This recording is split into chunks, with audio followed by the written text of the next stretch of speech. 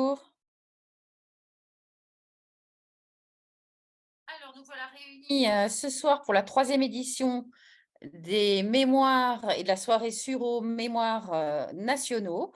On est ravis de vous accueillir tous, aussi nombreux d'année en année. Et cette année, je pense que les chiffres ne font que augmenter de minute en minute sur vos inscriptions. Alors, merci. Voilà donc cette troisième édition avec de bons moments en perspective à la lecture des résumés que nous avons reçus. Heu, Quelques petits éléments, donc le déroulé, c'est très simple. 10 minutes, le temps imparti, de présentation maximum, avec 10 mémoires cette année qui ont été, soumis. Pas de questions, en direct, mais c'est vraiment des échanges qu'on vous demande d'avoir, via le lien discussion, le chat, dans le cours de la présentation et puis les étudiantes, ex-étudiantes, nouvelles collègues se feront un plaisir de vous répondre.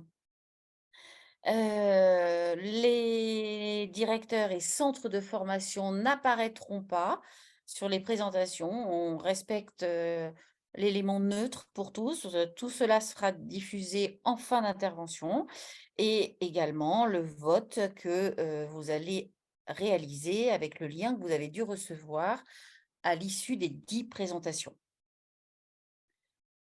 Le prix du public et le prix du jury seront donc, offerts avec, des sponsors tels que DeBuck et Happy Neuron, pour ne pas les citer, mais vous aurez directement les liens, et les cadeaux, à l'issue de la pré de des présentations et du vote réalisé. Diapo suivante. Le jury, eh bien, il est composé d'Anne Boutstong de Strasbourg, Florian Delphin-Combe de Lyon, Carole Kiki de Tours, Juliette Élie Deschamps de Limoges, Loïc Gameau de Lille, Claire Le Gall de Bretagne-Brest, Florence Lyonnais de Toulouse, et Elisabeth Longère-Trollet de Bordeaux, Pauline Quémard de Nantes, Audrey Pépin-Boutin, qu'on remercie double, voire triplement, parce qu'elle nous aide pour cette soirée avec la Suro et qui représentera Limoges. Stéphanie Borel de Paris et membre de la Suro, fondateur. Oriane Gros de Nice, membre de la Suro. Maïtran, membre de la Suro de Lille. Et moi-même de Paris et donc membre fondateur de la Suro. On va donc débuter, il est 18h02 avec la première candidate et donc le premier mémoire va être présenté avec Magali. Bonjour. Bonjour Magali, bravo d'être là. On te laisse la parole désormais pour 10 minutes. Le timer ne s'affiche pas encore, mais on va le retenir. Je vais le mettre directement. C'est parti. Allez, go, bravo Magali. Donc, bonjour à tous, je m'appelle Magali Ramet et aujourd'hui je vais vous présenter l'étude de recherche qui a été menée pour mon mémoire d'orthophonie et qui porte sur les résultats olfactifs et cognitifs 2 ans plus tard des personnes présentant des troubles olfactifs persistants post-Covid-19. Donc pour commencer, pour un peu de contexte, dans la phase aiguë de la Covid-19, les troubles olfactifs et du goût, qu'on appellera aussi les troubles chémosensoriels, ont une incidence entre 22 à 70 pour les troubles de l'olfaction et entre 20 à 56 pour les troubles du goût. Ils surviennent principalement chez les femmes, chez les personnes de 40 ans en moyenne et présentant une Covid-19 légère à modérée. La récupération de ces troubles se fait en moyenne 2 semaines après l'infection, mais ils peuvent perdurer jusqu'à 2 ans après l'infection. Et donc, en cas de persistance des troubles olfactifs, ce sont les troubles de l'identification et les parosmies qui subsistent le plus souvent. Des troubles cognitifs ont été rapportés chez 88 des patients 7 mois après l'infection et ils se caractérisent par des atteintes des fonctions exécutives, de la mémoire et du langage. Donc, notre étude avait pour objectif principal d'étudier les troubles olfactifs et les fonctions cognitives et langagières chez les patients dysosmiques atteints du syndrome post-phase aiguë de la Covid-19, qu'on appellera aussi Covid longue, environ 2 ans après l'infection. Et l'objectif secondaire était d'explorer la relation et la corrélation entre ces deux compétences. Donc pour ce faire, nous avons mené une étude monocentrique et recruté des patients qui présentaient des troubles olfactifs des suites de la Covid-19 de mars 2020 à janvier 2022. Et donc, pour l'évaluation des capacités cognitives, à la deuxième visite, les patients devaient être capables de lire, d'écrire et de parler français. Les patients présentant des antécédents de troubles olfactifs ou des pathologies liées au langage et aux fonctions cognitives n'étaient pas inclus. Un entraînement olfactif a été proposé à chacun de ces patients. Donc, un de ces entraînements durait 24 semaines à raison de 2 séances par jour portant sur 11 odorants. Et un autre entraînement durait 16 semaines et se faisait en autonomie à raison de 1 à 2 séances par jour et basé sur un travail sémantique et non sémantique portant sur 12 odorants.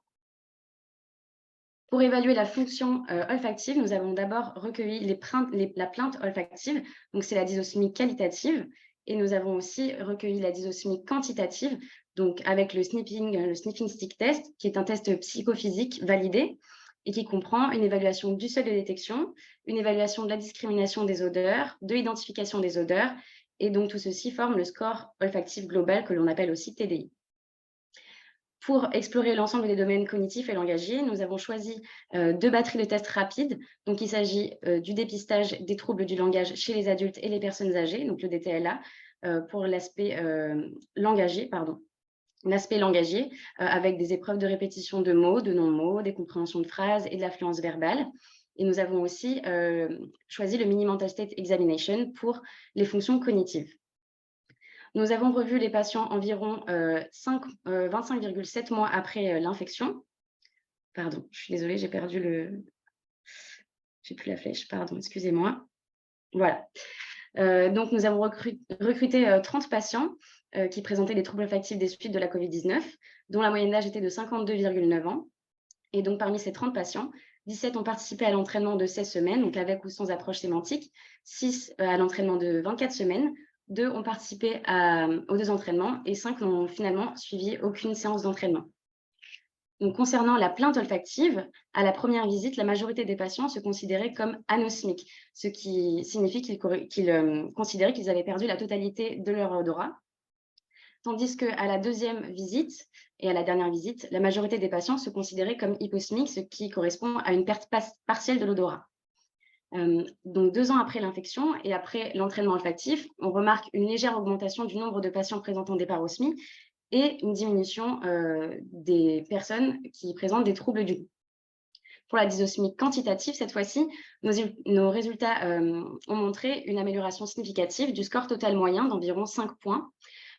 Et donc, comme on peut le voir, et contrairement au score du seuil de détection et de la discrimination, aucune amélioration significative n'a été observée pour l'épreuve d'identification. Les patients étant dans le seuil pathologique du seuil de détection a significativement baissé, ce qui correspond à une normalisation du seuil. Et le TDI global, la discrimination et l'identification étaient négativement corrélés avec le nombre de mois post-Covid-19, donc ça pourrait correspondre à une aggravation des symptômes. Et enfin, concernant l'entraînement olfactif, nous n'avons pas trouvé de différence significative entre les 2 entraînements. Par contre, les patients qui n'ont assisté à aucune avaient un seuil de détection significativement plus faible que les autres. Concernant les résultats cognitifs maintenant, 2 ans après l'infection, 73% des patients présentaient une plainte cognitive. 17% étaient dans le seuil d'alerte et 10% dans le cut-off du DTLA, avec des erreurs notamment en fluence verbale, en répétition de mots et de phrases, de compréhension de phrases, de dictée, etc. 27 avaient un score total inférieur ou égal à 27 au MMSE, avec des erreurs en orientation temporelle, en langage, qui était une épreuve de dénomination et de répétition de phrases sans signification, mais aussi l'épreuve de rappel de liste de mots et d'attention et de calcul. Notons que pour ces 2 épreuves, le nombre de patients dans le seuil pathologique n'était pas significativement lié à leur âge. Donc, qu'en est-il de la relation et de la corrélation entre ces 2 fonctions? Nous n'avons pas trouvé de corrélation significative entre les scores totaux aux tests cognitifs et aux tests olfactifs. En revanche, on a quand même retrouvé une corrélation significative entre l'épreuve de répétition de DTLA et le score total au TDI. Les patients avec un MMSE inférieur ou égal à 27 avaient aussi des scores plus faibles en discrimination et les patients avec de meilleurs scores en épreuve de langage avaient un TDI total meilleur aussi. Donc, la recherche sur le sujet montre les bénéfices de l'entraînement olfactif sur le TDI global des patients. Dans notre étude, seul le seuil s'est normalisé et les patients qui n'ont assisté à aucune séance d'entraînement avaient un seuil de détection plus faible que les autres. Donc, il semblerait que l'entraînement olfactif ait un effet supplémentaire sur la récupération spontanée et la régénération neuronale, et donc sur le seuil de détection. Nos résultats vont aussi dans le sens d'une atteinte centrale chez les patients Covid longue, avec notamment la persistance et l'aggravation des troubles de l'identification et de la discrimination, mais aussi des persistances de parosmie, avec notamment des erreurs de régénération périphérique, peut-être induites par l'entraînement olfactif et aussi peut-être dues à un hypométabolisme du cortex olfactif et des altérations de la substance grise. Donc, concernant les compétences cognitives et langagières, les erreurs que nous avons relevées peuvent être expliquées par des atteintes des fonctions exécutives, mais aussi de la mémoire, notamment la mémoire verbale immédiate, la mémoire de travail différée, etc. L'épreuve de discrimination et d'identification, ces deux épreuves nécessitent l'implication des fonctions exécutives et de la mémoire sémantique notamment. Et des aires cérébrales sont impliquées à la fois dans l'olfaction et dans la cognition et sont malheureusement touchées par la COVID-19. Il s'agit notamment du cortex frontotemporal, du complexe amygdalo-hippocampique et de l'insula. Donc, pour conclure, ce qu'il faut retenir de cette étude, c'est que 2 ans après l'infection à la COVID-19, 56% des patients présentent des troubles olfactifs persistants. La persistance des parosmies et des troubles de la discrimination et de l'identification qui s'aggravent avec le temps vont aussi dans le sens d'une atteinte du système nerveux central, tout comme des résultats qui semblent anormaux aux tests cognitifs. Les personnes présentant des séquelles du COVID-19 sont nombreuses et l'impact qu'ont ces troubles sur leur qualité de vie peut être majeur. Certains patients présentent des troubles tels qu'ils arrêtent leur activité professionnelle et perdent parfois en autonomie. Donc, il semble pertinent de s'interroger sur les bénéfices qu'aurait un entraînement olfactif sur les fonctions exécutives ou la mémoire, mais aussi inversement chez ces patients avec une COVID longue. Les évaluations plus adaptées à la tranche d'âge et plus sensibles aux fonctions cognitives et langagières touchées permettraient aussi des rééducations plus ciblées. Tout ceci pour essayer d'aider ces patients à récupérer leur niveau de compétence et réduire l'impact qu'ont ces troubles sur leur qualité de vie. Merci de votre attention. Merci Magali, je rallume tout ça. Tu as très bien géré puisqu'il te reste encore 1 minute. Donc, ce que je ferai pour les participantes suivantes, j'allumerai ma caméra 30 secondes avant la fin. Comme ça, vous aurez tout un petit repère. Bravo Magali, super intéressant, timing respecté, parfait quoi. Merci beaucoup. Merci à toi et on va passer à la deuxième candidate. Il y a des binômes, mais je ne sais pas si c'est un binôme, je ne l'ai pas tout de suite en tête. Mais deuxième candidate.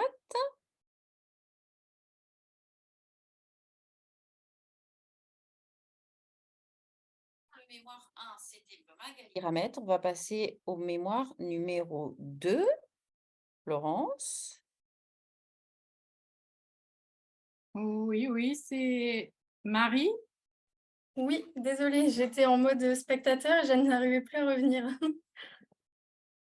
Alors, Marie, à toi de jouer. 10 minutes le temps imparti. J'ouvrirai ma caméra à 30 secondes.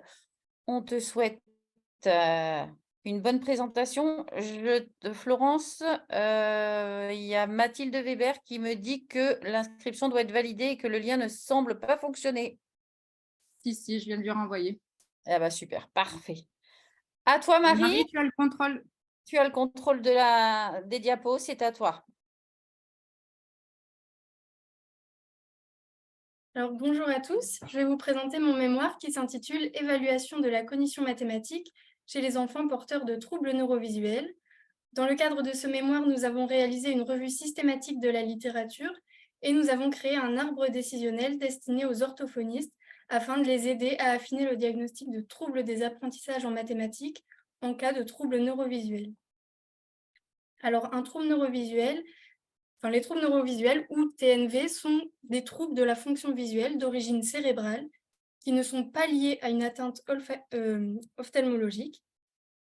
En fonction de la localisation de la lésion, il existe différents types de troubles. On parle de troubles de la vision élémentaire, c'est-à-dire d'amputation du champ visuel en cas d'atteinte entre le chiasma optique et les aires visuelles primaires. Lorsque l'atteinte est plus postérieure, on parle de troubles de la cognition visuelle. En cas d'atteinte de la voie dorsale, il s'agit de troubles visuospatiaux qui affectent l'attention et l'exploration visuelle, la représentation de l'espace ainsi que la coordination visio-motrice. En cas d'atteinte de la voie visuelle ventrale, on parle de troubles visuo-perceptifs qui affectent la reconnaissance visuelle. Les troubles neurovisuels sont présents chez 3 à 4% des enfants de maternelle et il s'agit de la première cause d'atteinte visuelle dans les pays développés. Ils sont consécutifs à une lésion neurologique qui a été acquise le plus souvent en période périnatale ou plus tardivement en raison de pathologies affectant les zones postérieures du cerveau. Ces troubles sont fréquemment associés à des troubles des apprentissages, notamment en mathématiques que l'on appelle TAM. C'est pourquoi ces enfants peuvent être amenés à consulter en orthophonie pour la réalisation d'un bilan de la cognition mathématique. Au cours de ce bilan et afin de poser le diagnostic de TAM, l'orthophoniste peut se baser sur les critères du DSM-5. Donc les critères A, B et C doivent être présents pour pouvoir parler de TAM. Et le critère D vise à déterminer l'étiologie du trouble, c'est-à-dire est-ce que les difficultés en mathématiques peuvent être suffisamment expliquées par une cause connue, dans notre cas un trouble neurovisuel. Si c'est le cas, alors il s'agirait plutôt d'un TAM secondaire au trouble neurovisuel. En revanche, si ce n'est pas le cas, il s'agirait plutôt d'un TAM spécifique dans un contexte de trouble neurovisuel. Mais alors, comment savoir si le trouble observé en mathématiques peut être expliqué par le trouble neurovisuel? C'est le but de notre mémoire, qui était de faire l'état des lieux des connaissances à propos des troubles neurovisuels et de leurs effets sur les habiletés mathématiques, afin de proposer un bilan adapté et de poser un diagnostic précis. Notre premier objectif était de déterminer quelles sont les difficultés en mathématiques en cas de troubles neurovisuels. C'est pourquoi nous avons réalisé une revue systématique de la littérature.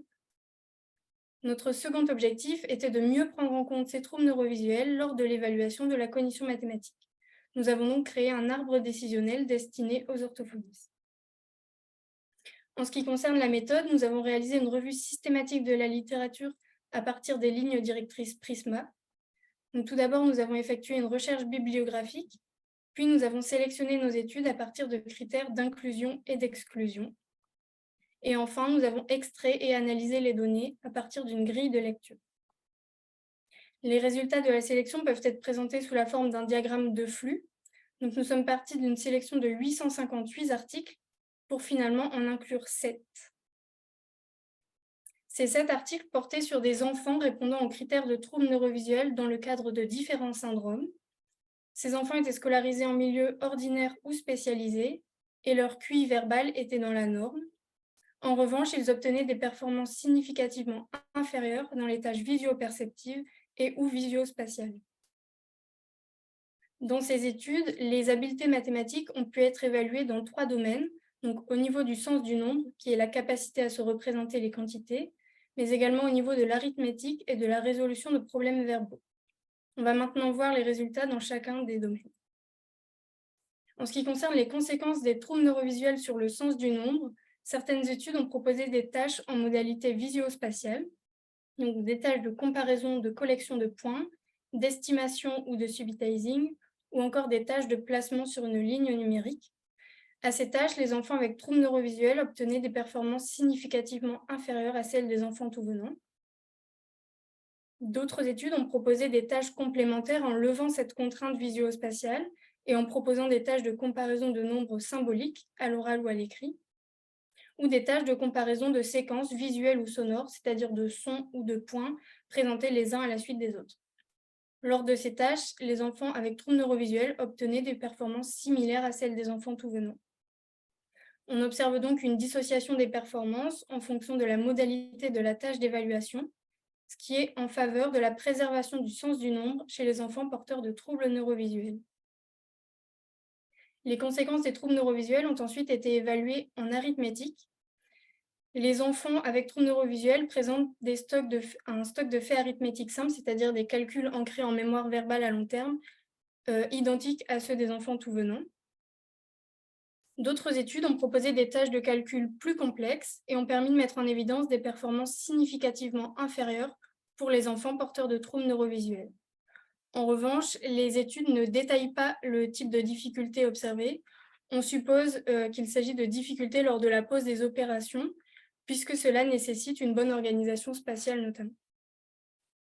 Les troubles neurovisuels semblent donc avoir des conséquences sur certaines habiletés en calcul, notamment celles qui reposent sur des aptitudes visio-spatiales.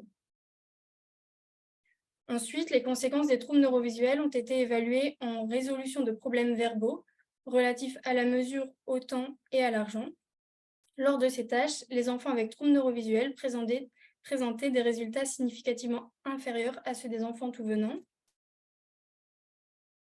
En revanche, il n'y a pas de détails sur les difficultés observées, mais on peut conclure à la présence de répercussions des troubles neurovisuels sur les performances en résolution de problèmes verbaux.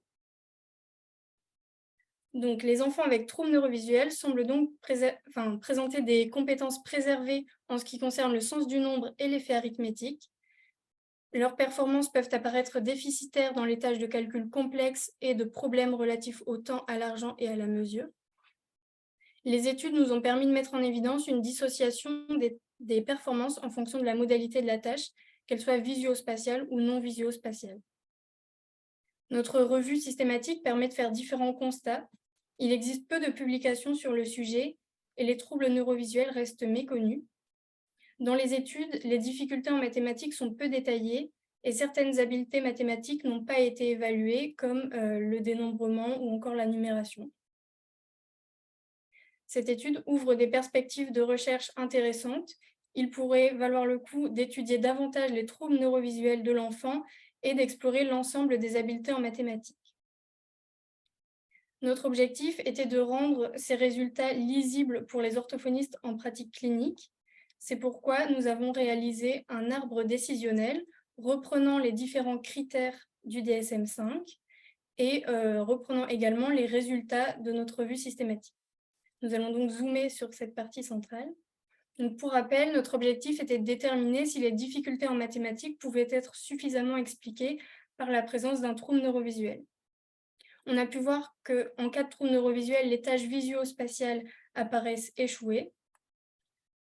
Lors du bilan de la cognition mathématique, il semble donc intéressant et important de proposer des tâches en modalité non visio-spatiale. Si ces tâches sont réussies, alors le trouble neurovisuel suffit à expliquer l'ensemble des difficultés en mathématiques, ce qui est plutôt en faveur d'un thème secondaire. En revanche, si les tâches non visio-spatiales sont également échouées, alors le trouble neurovisuel ne semble pas être suffisant pour expliquer l'ensemble des difficultés en mathématiques, ce qui est plutôt en faveur d'un thème spécifique dans un contexte de trouble neurovisuel. En conclusion, notre revue systématique nous a permis de faire le point sur les connaissances à propos des troubles neurovisuels et de leurs effets sur les habiletés en mathématiques. Lors du bilan de la cognition mathématique, il semble donc important de proposer des tâches en modalité non visio-spatiale afin de poser un diagnostic précis de thèmes spécifiques ou de thèmes secondaires. En pratique clinique, il arrive fréquemment que l'orthophoniste soit face à un patient qui n'a pas reçu de diagnostic. En cas de suspicion de trouble neurovisuel, c'est-à-dire si on observe une dissociation entre les performances dans les tâches visio-spatiales et non visio-spatiales, alors le rôle de l'orthophoniste est d'orienter son patient vers un bilan de la fonction visuelle. Merci pour votre attention.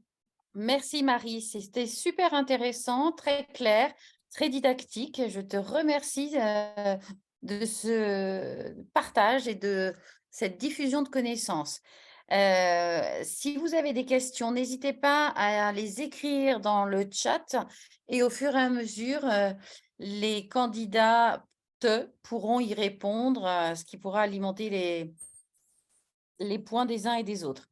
Merci encore. On va passer au numéro 3 cette fois-ci, qui est un binôme. Donc, Chloé, Loésa, est-ce que vous êtes prête? Oui, c'est bon. Eh bien, c'est parti. J'attends Chloé qui arrive. Je suis là. Voilà, c'est bon. Je Alors, chronomètre bonjour. est pareil. J'interviendrai dans le... Je rallumerai ma vidéo 30 secondes avant la fin. OK? Ok, c'est noté. C'est parti. Alors, bonjour, nous sommes Chloé et Loésa et on va vous présenter notre mémoire qui s'intitule « Création et validation d'une échelle de diplégie faciale ». Alors, tout d'abord, le contexte. Qu'est-ce que la diplégie faciale? La diplégie faciale, c'est une forme de paralysie faciale, donc c'est une atteinte motrice, sensorielle, sensitive et ou sécrétoire de tout ou partie des deux hémiphases dans le cadre de la diplégie faciale, selon la portion du nerf lésé. C'est une proportion faible des paralysies, puisqu'elle représente 0,3 à 2% des paralysies faciales. Et concernant ces étiologies, elle peut être idiopathique, infectieuse ou virale, avec notamment la borréliose de Lyme et le syndrome de Guillain-Barré. Elle peut aussi être traumatique ou bien congénitale avec le syndrome de Mobius. On sait que dans l'idéal, pour évaluer la paralysie faciale, il faudrait utiliser des outils objectifs, et notamment l'électroneuromyogramme, car il est très précis. Or, dans les faits, c'est une exploration médicale et le suivi de ces patients est plutôt paramédical. Donc, ce n'est pas une exploration qu'on fait de façon systématique.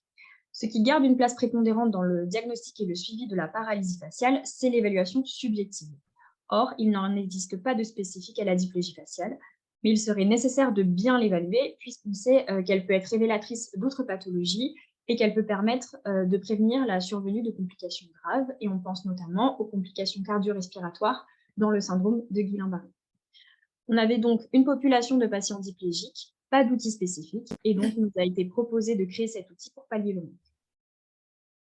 On passe maintenant à la partie de la méthode, et la méthode qui concerne plutôt les participants. Alors, concernant les critères d'inclusion pour les deux groupes, il fallait qu'ils soient majeurs, qu'ils aient un bon niveau de compréhension orale en français et qu'ils aient signé le formulaire de consentement avant les passations. Plus spécifiquement, en lien avec les deux groupes. Alors, pour les sujets contrôle, il ne fallait pas qu'ils présentent de déficit facial et qu'ils ne présentent pas non plus de toxine botulique ni d'acide hyaluronique dans le visage. Pour les patients, il fallait qu'ils présentent une paralysie faciale congénitale ou une paralysie faciale acquise simultanée ou à bascule. Concernant les critères de non-inclusion, pour les deux groupes, il ne fallait pas de chirurgie ou de greffe faciale, pas d'antécédents neurologiques centraux ou psychiatriques, et il ne fallait pas non plus qu'ils présentent de troubles sensoriels non corrigés. On s'est donc retrouvé avec un groupe patient de 40 individus et un groupe contrôle de 111 individus répartis selon le sexe et l'âge, et notamment en 3 classes d'âge. Alors maintenant, concernant le protocole, il a eu lieu en 3 étapes sur un même temps de passation. Donc tout d'abord, on a accueilli les participants et on a recueilli leurs données. Ensuite, nous leur avons fait passer le Sunnybrook Facial Grading System, qui est le gold standard de l'évaluation de la paralysie faciale. Et ici, on l'appellera uniquement Sunnybrook. Et enfin, nous leur avons fait passer l'échelle créée dans le cadre de ce mémoire, la Facial Diplegia Scale, qu'on appellera ici FDS. Et pendant ces 3 moments du protocole, nous avons pris des photos et des vidéos des participants en vue de l'analyse objective grâce au logiciel MEI FaceGraph. Il faut savoir que tous les patients qui ont été inclus l'ont été quand ils étaient à au moins 6 mois de leurs injections de Botox pour s'assurer qu'il n'y ait plus d'effet de la toxine dans le visage. Et on a dû faire quelques passations en visio, puisque comme dit précédemment, la diplégie est rare. Et donc, pour avoir un échantillon suffisamment large, on a recruté des patients éloignés géographiquement. Pour revenir un peu plus sur notre échelle, donc on l'a construite sur le même principe que le Sunnybrook, c'est-à-dire qu'on a un score composite qui est obtenu en soustrayant un score de repos et un score de syncinésie à un score de mouvement. Et nous, dans notre échelle, on a pris le parti d'ajouter une grille pour comparer qualitativement les hémifaces.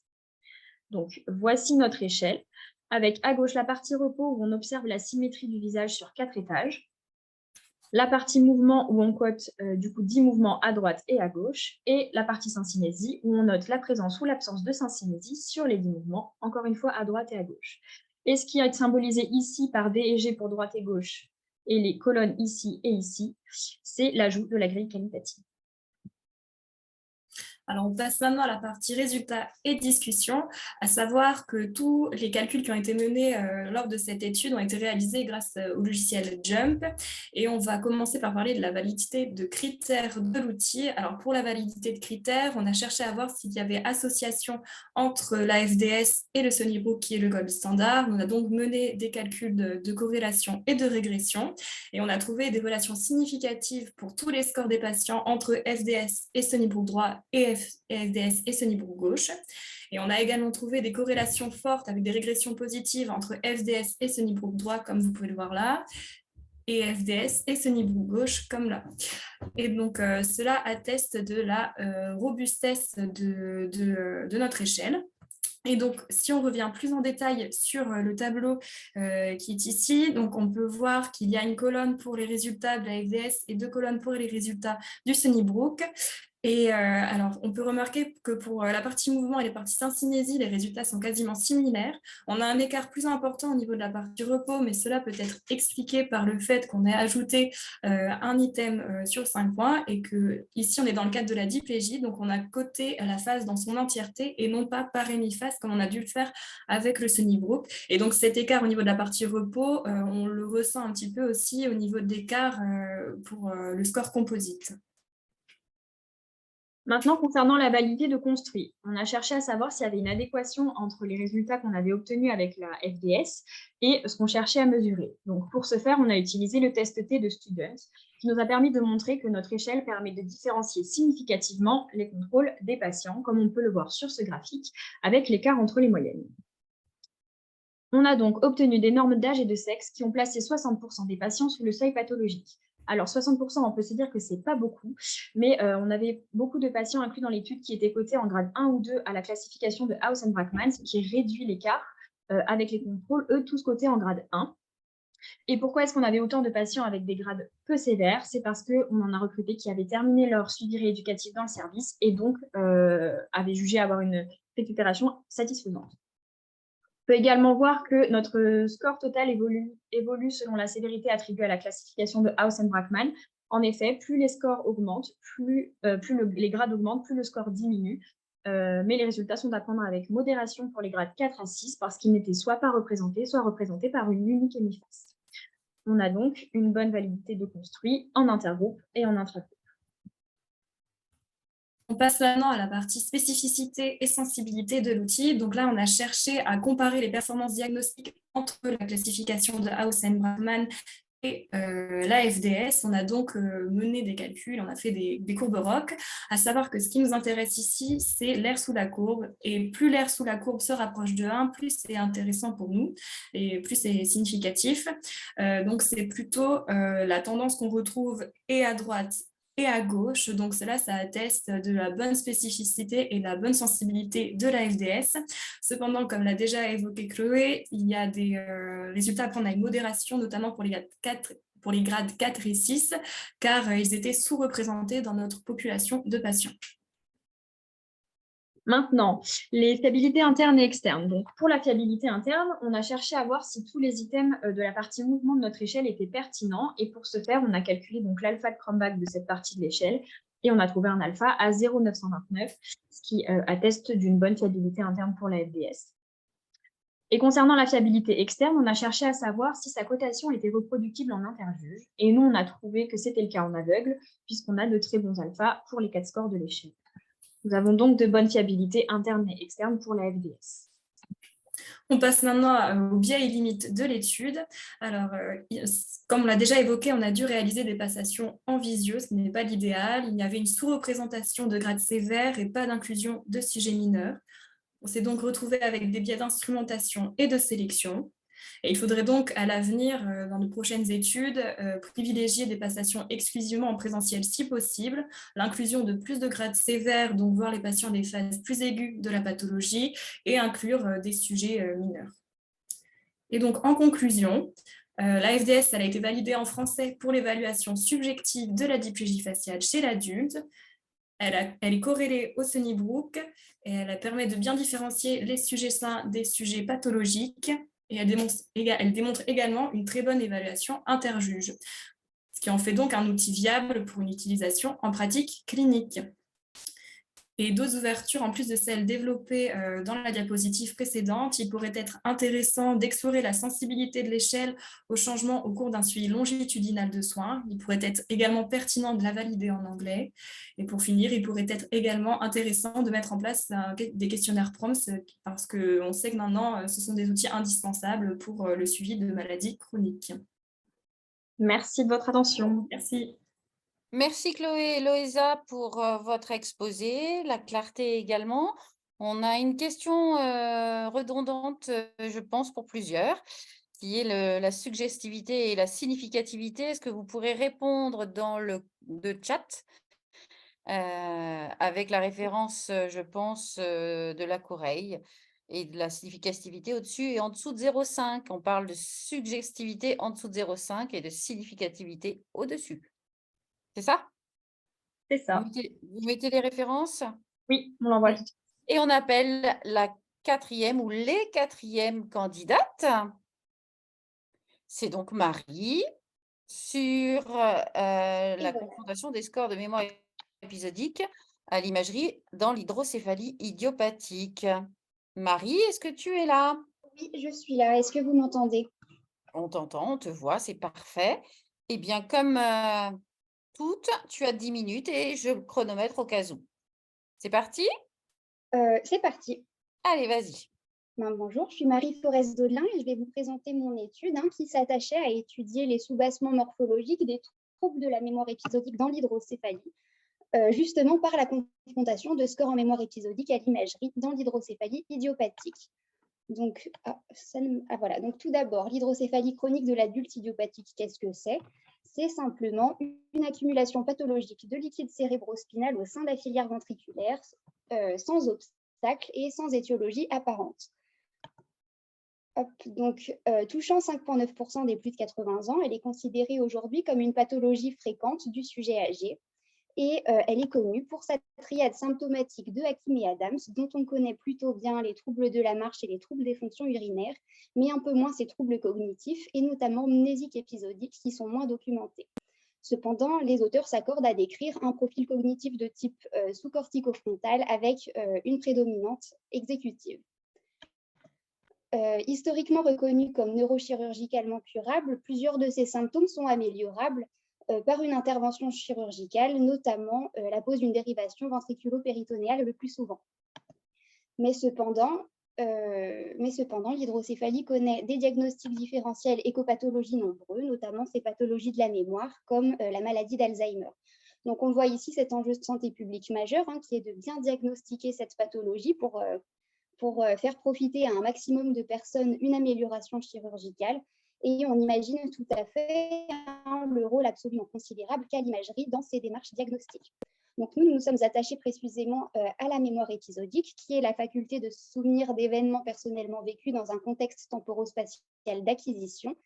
Et nous nous sommes attachés encore plus précisément à une triade de référence en neuropsychologie de la mémoire épisodique, qui est ce paradigme ESR pour encodage, stockage, récupération. Donc, chacun de ces processus sont distincts et peuvent être indépendamment déficitaires, ce qui mettra en avant un profil mnésique particulier. Par exemple, une atteinte de l'encodage ou de la récupération signe un profil mnésique apparent. C'est ce qu'on retrouve dans les profils sous-corticofrontaux. Et à l'inverse, une atteinte du stockage signe un profil mnésique authentique. C'est ce qu'on retrouve typiquement dans la maladie d'Alzheimer, caractérisée par une atrophie des régions temporales médiales. C'est pour ça que nous, dans l'hydrocéphalie, tout d'abord, on retrouve des profils mnésiques apparents et authentiques. Et c'est pour ça qu'on va s'intéresser davantage à des régions clés de l'hydrocéphalie, notamment les cornes temporales des ventricules latéraux, dont on connaît les rapports de proximité avec ces régions temporales médiales. Donc, nous nous sommes posé une question à l'issue de toutes ces observations, qui est: y a-t-il des corrélations anatomocliniques entre les données morphologiques à l'imagerie et les scores en mémoire épisodique dans l'hydrocéphalie? Donc, nous avons évoqué 3 hypothèses. La première étant que oui, nous retrouverons des perturbations anatomiques corrélées aux performances mnésiques. Notre deuxième hypothèse vient questionner une différence radiologique significative entre nos participants avec troubles authentiques et apparents. Et notre troisième hypothèse vient questionner un lien entre atteinte des cornes temporales et troubles mnésiques plus authentiques. Donc, pour ce faire, nous avons commencé par recruter 24 participants âgés de 55 à 85 ans, dont 16 présentaient un profil mnésique apparent et 8 un profil mnésique authentique. Donc, nous avons étudié tout d'abord un test de mémoire épisodique de référence, le RLRI-16, qui consiste en l'apprentissage d'une liste de 16 mots. Et par ces différents rappels, il permet d'étudier précisément cette triade encodage, stockage, récupération. Nous nous sommes servis également de l'INPH-RADScale, qui est une échelle radiologique recensant les marqueurs morphologiques probants dans la pathologie. Et nous avons fait des analyses corrélationnelles entre les scores ORLRI-16 et à l'INPH-RADScale. Par ailleurs, nous avons fait une étude comparative de groupe dissociant nos participants avec profil mnésique apparent et authentique. Donc, pour nos analyses corrélationnelles, par souci de lisibilité, figurent ici seulement les corrélations qui se sont avérées significatives. Et il apparaît tout d'abord que l'angle KE ici corrèle à des mesures de récupération, de stockage et mixtes, impliquant des processus de consolidation et de récupération. À l'inverse, l'index d'Evans, lui, corrèle à des mécanismes spécifiquement de récupération. La taille des cornes temporales est liée à des mécanismes de stockage. Et pour finir, le score total à l'échelle radiologique est lié à des processus de stockage. Donc, au total, il apparaîtrait que la dilatation des ventricules latéraux, dont est témoin l'angle calleux, pourrait par compression finalement sur les structures diencéphaliques impacter ces connexions hippocampo-mamilothalamiques impliquées dans le stockage et dans la récupération. Ici, l'angle calleux apparaît comme une mesure robuste et sensible liée à la qualité de la mémoire impliquée dans la récupération et dans le stockage. À l'inverse, l'index d'Evans est corrélé ici spécifiquement à des mesures de récupération. On pourrait l'envisager comme un marqueur prédictif de sévérité d'un profil sous-corticofrontal. Donc ça, c'était pour nos analyses corrélationnelles. Pour notre étude comparative de groupe, nous avons retrouvé des différences significatives radiologiques sur les 3 items suivants, à savoir la taille des cornes temporales, l'angle calleux et le score global à l'échelle radiologique. Donc, il apparaît dans notre étude que nos participants avec un profil mnésique authentique ont des cornes temporales plus larges, un angle calleux plus réduit et un score global à l'échelle radiologique plus élevé que nos participants avec un profil mnésique apparent. Cela laisse apparaître, au-delà finalement de la proximité des cornes temporales avec les régions temporales médiales, une morphologie ventriculaire profil mnésique dépendant avec d'autres régions en jeu, notamment cet angle calleux. Et de plus, cette étude comparative de groupe nous permet de questionner un éventuel continuum de temporalité ou alors de sévérité entre un profil mnésique apparent et authentique, en lien vraisemblablement avec l'évolution de la maladie, ou alors avec une altération globale de l'imagerie. Donc pour finir, nous avons validé nos hypothèses, nous avons retrouvé des corrélations anatomocliniques entre les performances mnésiques épisodiques et l'imagerie dans l'hydrocéphalie. Nous avons également retrouvé des différences radiologiques significatives entre nos 2 profils mnésiques et nous avons trouvé un lien entre dilatation des cornes temporales et un profil mnésique plus authentique. Nous avons de plus identifié certaines limites à notre étude, notamment la faible population étudiée. Rappelons que seulement 24 participants ont été recrutés, dont 16 avec un profil mnésique apparent et seulement 8 avec un profil mnésique authentique. De la même façon, nous avons identifié plusieurs variables au sein de notre population, notamment l'âge, le sexe, le niveau socioculturel et même la durée d'apparition des symptômes que nous n'avons pas pu mesurer dans leurs effets au sein de notre population. Et par ailleurs, car ça n'est pas fait en pratique courante, nous n'avons pas bien pu documenter les comorbidités au sein de notre population, notamment tous ces processus amyloïdes dont nous connaissons la fréquente comorbidité. Mais pour finir, cette étude nous aura permis de mieux typer les profils mnésiques dans l'hydrocéphalie. Nous nous projetons également sur des études en post-opératoire où nous pourrons établir à terme des profils mnésiques initiaux péjoratifs, c'est-à-dire qui seront moins à même de s'améliorer par la chirurgie, et à l'inverse, des mécanismes mnésiques prédictifs qui seront, eux, plus facilement améliorables par la dérivation. Et puis pour finir, cette étude aura mis en avant la pertinence d'un bilan cognitif spécifique dans la pathologie, avec notamment cette indication du RLRI-16 dans son évaluation de cette triade encodage, stockage, récupération, dans le suivi longitudinal de nos patients hydrocéphales. Et je vous remercie pour votre attention. Merci Marie encore pour cette clarté et tout en enchaînement, c'était très didactique aussi. Bravo à toutes. C'est super Merci. intéressant. Merci. Pareil, des questions? Oui, bravo. Merci pour ton excellente présentation. C'est super. On va demander au mémoire numéro 5 de se mettre en place. Parfait, Caroline. Est-ce que tu es prête? Oui, je suis prête. Eh bien, c'est à toi. Je remets mon chrono au cas où. En tant qu'orthophoniste, notre quotidien est rythmé par nos rencontres avec des patients. Mais il y a ceux qu'on ne rencontre malheureusement pas faute de temps et de place dans nos emplois du temps. Ceux inscrits sur liste d'attente. Des listes d'attente qui s'allongent au fil des appels téléphoniques. C'est dans ce contexte que je vais vous présenter mon travail sur le sujet de la pratique orthophonique intensive, une perspective de réponse à la demande de soins dans les déserts médicaux. Tous les Français ne sont pas égaux face à l'accès aux soins. Dans les grandes villes et les métropoles, il est souvent plus facile de trouver rapidement un professionnel de santé. Mais dès qu'on s'en éloigne, c'est une autre affaire. Certaines zones sont appelées déserts médicaux par le grand public ou zones très sous-dotées par les pouvoirs publics. Là-bas, les habitants font face à de grandes difficultés d'accès aux soins qui concernent toutes les professions de santé, dont l'orthophonie. La population le sait, il est très difficile de trouver rapidement un orthophoniste, peu importe d'ailleurs où l'on se trouve sur le territoire français, car il existe un déséquilibre entre l'offre et la demande de soins. Ainsi, de nombreux orthophonistes sont contraints d'inscrire leurs nouveaux patients sur des listes d'attente. Mais leur emploi du temps n'évolue pas aussi vite que leur liste d'attente s'allonge. Les délais sont de plus en plus longs et les patients se retrouvent démunis. Certains, malheureusement, finissent par renoncer aux soins. Hop. Face à ce problème, il est urgent de trouver un moyen de répondre à la demande de soins en orthophonie sur du court terme. Il a donc fallu regarder parmi les outils déjà à disposition des orthophonistes. Et l'un de ces outils semble être la pratique intensive. Cette modalité thérapeutique consiste à mener une intervention auprès du patient sur des périodes rapprochées et répétées dans le temps. Elle est rendue possible en France grâce au remboursement des dépenses de santé, ce qui permet aux professionnels de santé de moduler les prises en charge sans impact économique sur le patient. Pour mieux cibler cette étude, il a été choisi de ne traiter la prise en soins intensive que dans le cadre des pathologies du langage oral et du langage écrit. En effet, ces pathologies sont les plus présentes parmi la patientèle des orthophonistes, ce qui motive l'application de la pratique intensive à ces prises en soins.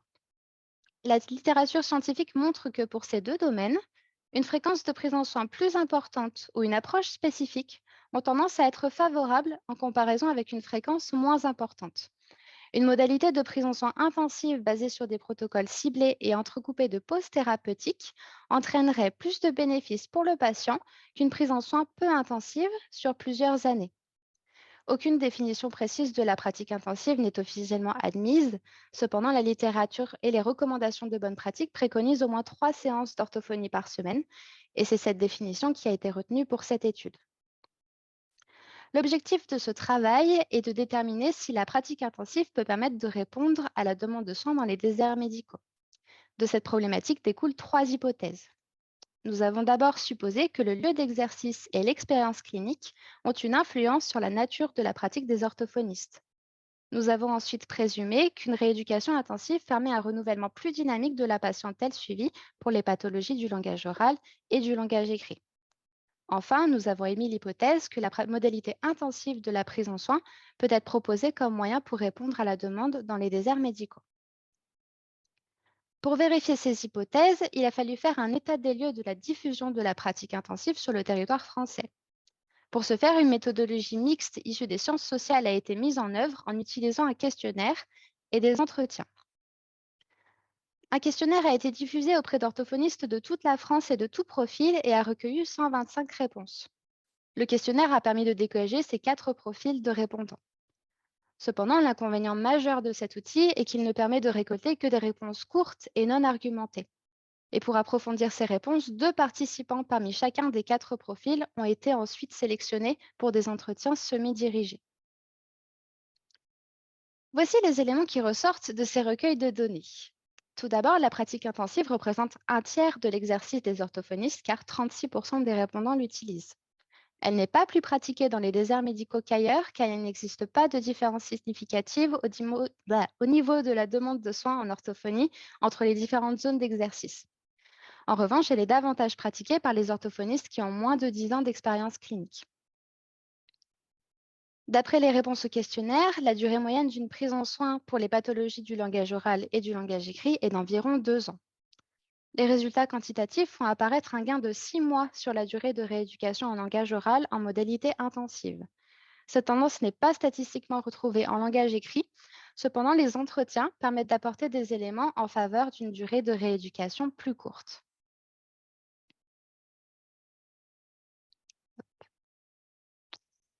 Près de 90% des répondants estiment que la pratique intensive pourrait être proposée comme moyen pour répondre à la demande de soins malgré sa mise en place plutôt difficile.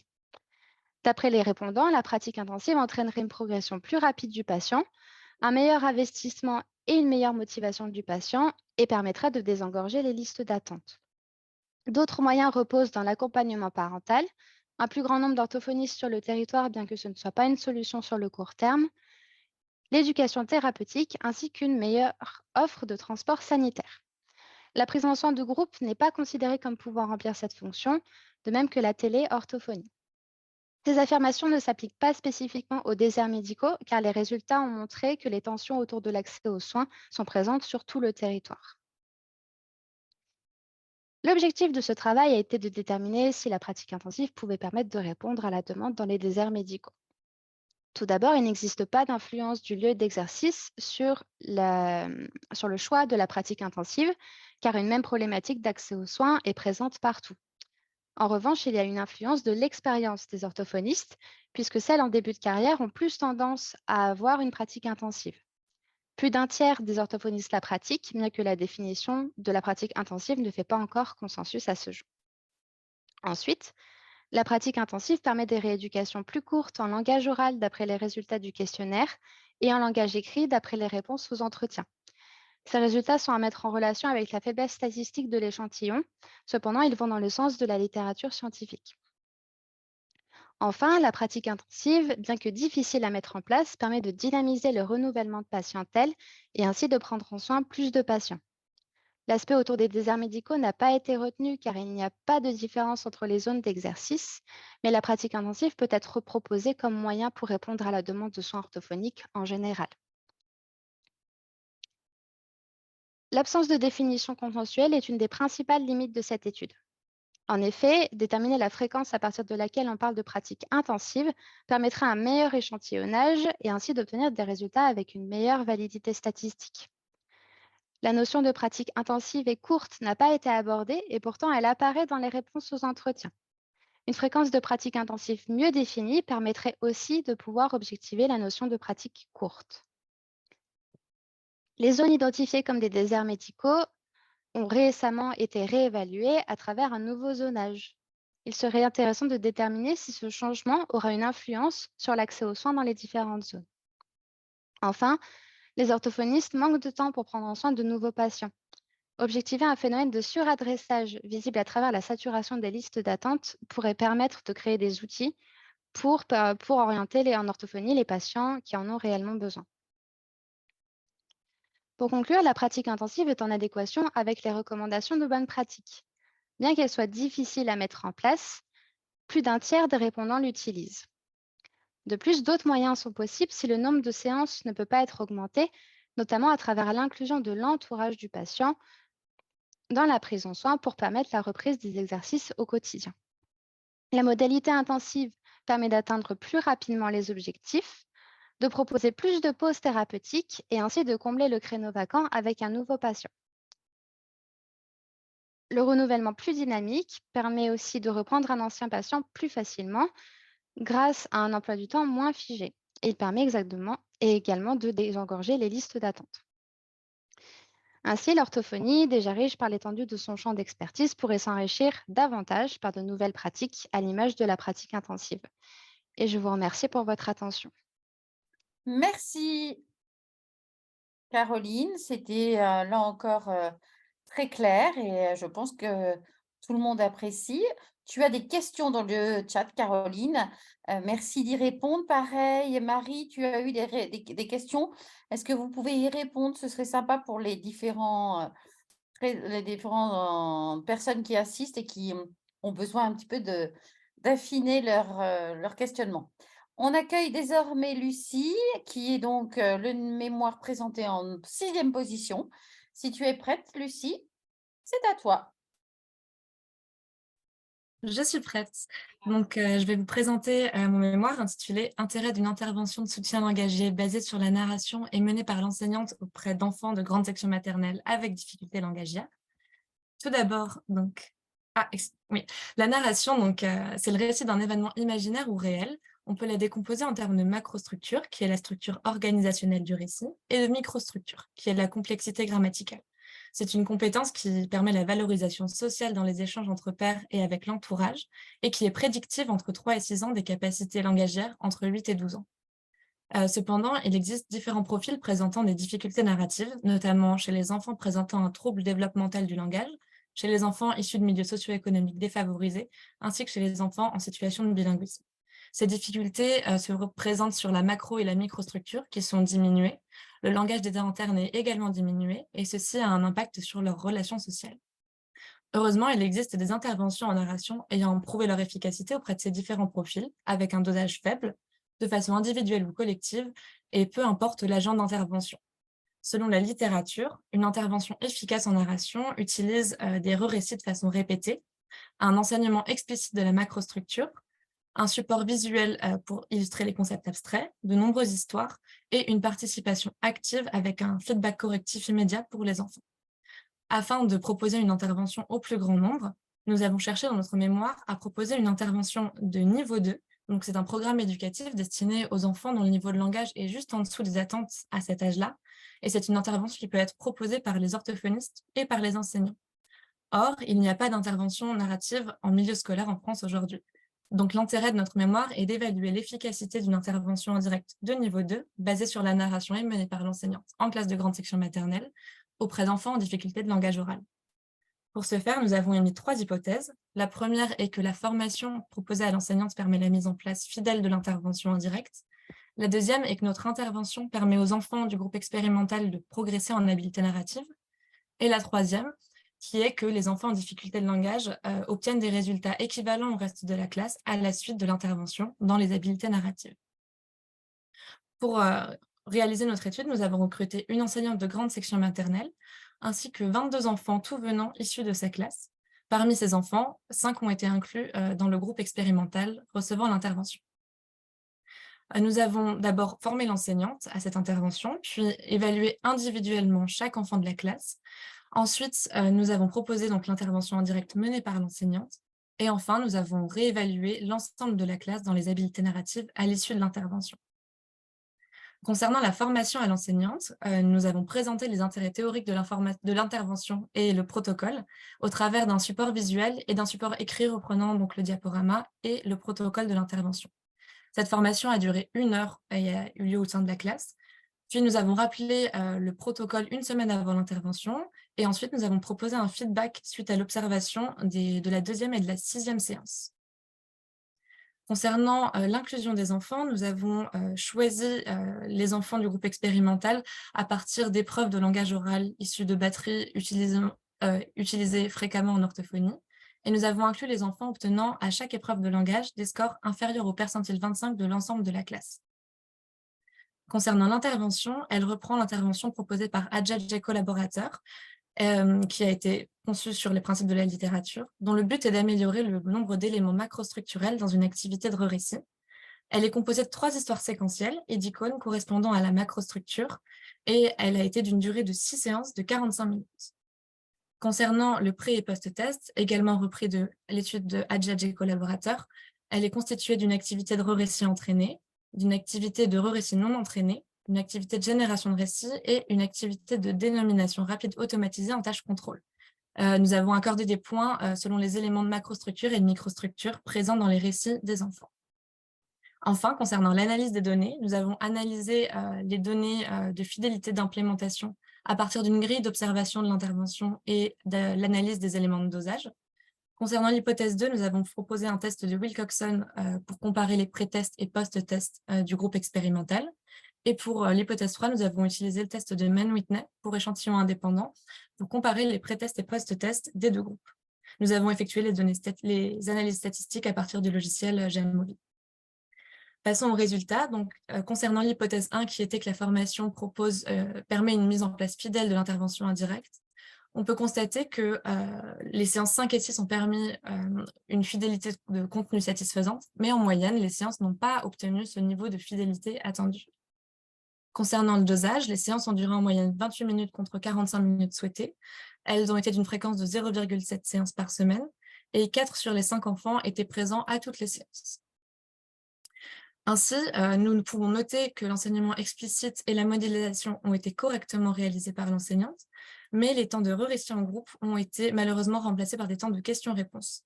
Concernant le dosage, la fréquence a été impactée par les vacances scolaires et le temps de séance a été réduit puisque tous les éléments du protocole n'ont pas été proposés tels qu'indiqués dans le protocole. Nous pouvons donc noter qu'il y avait quelques faiblesses dans notre fidélité d'implémentation. Ceci peut être lié donc à notre dispositif de développement professionnel. Le développement professionnel, c'est les expériences proposées d'apprentissage aux enseignants pour soutenir l'acquisition de connaissances et de compétences. Pour un développement professionnel efficace, il faudrait proposer du partage d'informations, un feedback, une modélisation et un guidage du chercheur. Or, dans notre dispositif, nous n'avions pas proposé de modélisation puisque nous supposions que le protocole fourni était suffisamment explicite et nous n'avons pas proposé de guidage du chercheur puisque la présence du chercheur limite la reproductibilité de l'étude. Concernant l'hypothèse 2, qui était que les enfants progresseraient en habileté narrative à la suite de l'intervention, c'est le cas en macro et microstructure en génération de récits, mais ce n'est pas le cas dans les autres activités proposées. Ceci peut être lié à une durée d'intervention plus courte que celle recommandée par la littérature, et ça peut être lié aussi à des temps de l'intervention omis par l'enseignante, comme le temps de récit en groupe, ce qui a donc limité la participation active des enfants. Concernant l'hypothèse 3, qui était que les enfants du groupe expérimental rejoindraient le reste de la classe dans leurs habiletés narratives, c'est également le cas en macrostructure et microstructure dans l'activité de génération de récits, ainsi qu'en macrostructure dans le récit entraîné, mais ce n'est pas le cas dans les autres habiletés narratives. En effet, notre groupe expérimental, qui était essentiellement composé d'enfants bilingues et issus de milieux socio-économiques défavorisés, ont pu rattraper le niveau du reste de la classe, puisque l'intervention de niveau 2 permettait à ces enfants de rejoindre la norme. Cependant, comme l'ensemble des activités narratives n'ont pas été améliorées et que les difficultés sont similaires à celles présentes dans le cadre d'un TDL, nous pouvons imaginer que ces enfants auraient eu besoin d'une intervention avec un niveau de soutien plus élevé, donc une intervention de niveau 3. Donc, concernant nos hypothèses, l'hypothèse 1 n'est pas validée puisque les éléments de fidélité d'implémentation sont insuffisants et les hypothèses 2 et 3 sont partiellement validées puisque certaines compétences narratives ont pu être améliorées à la suite de l'intervention. Concernant les limites, nous pouvons donc noter la faiblesse du dispositif de développement professionnel, et également des difficultés d'ajustement au milieu scolaire, liées notamment au calendrier scolaire. Et enfin, l'enseignante a souligné une taille du groupe trop important qui limitait l'intervention individualisée. Nous pourrions donc imaginer des interventions avec 4 enfants au maximum dans les groupes. Concernant les implications cliniques, cette étude démontre l'intérêt d'une collaboration entre orthophonistes et enseignants, et ce type d'intervention, donc de niveau 2, est prometteur pour les enfants en difficulté de langage oral, puisqu'il permet une intervention au plus grand nombre. C'est donc une étude qui s'inscrit dans un objectif de prévention. Ainsi, c'est une première implémentation d'une intervention narrative en groupe en milieu scolaire en France. Cette intervention a permis l'amélioration de certaines capacités narratives. Cependant, le dispositif de développement professionnel reste à renforcer. C'est donc un support de travail pour de futures implémentations. Merci de votre attention. Merci à toi, Lucie. À nouveau, clarté, efficacité. Merci de mettre les références également pour ceux et celles qui seraient intéressés par ces éléments-là. On va passer au mémoire numéro 7. Est-ce que vous êtes prêts ou prête? Est-ce que tu es prête, Anne-Laure?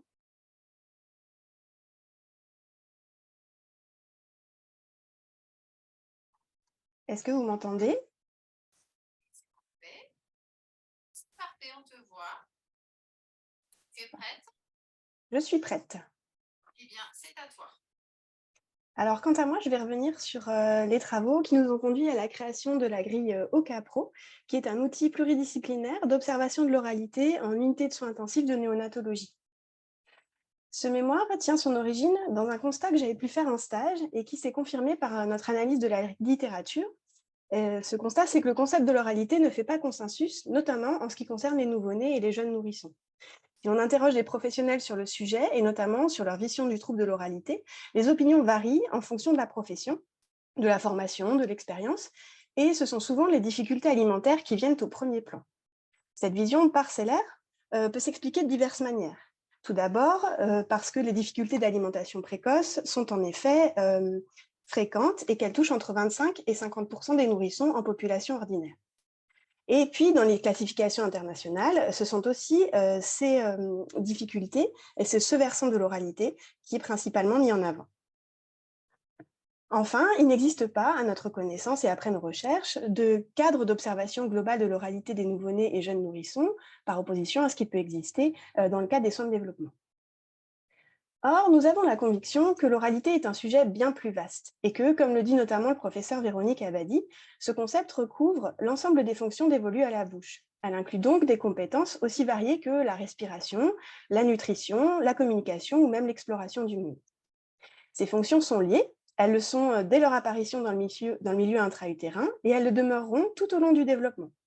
D'abord réflexes, elles deviendront des automatismes par contact avec l'environnement grâce aux expérimentations répétées du fœtus puis de l'enfant.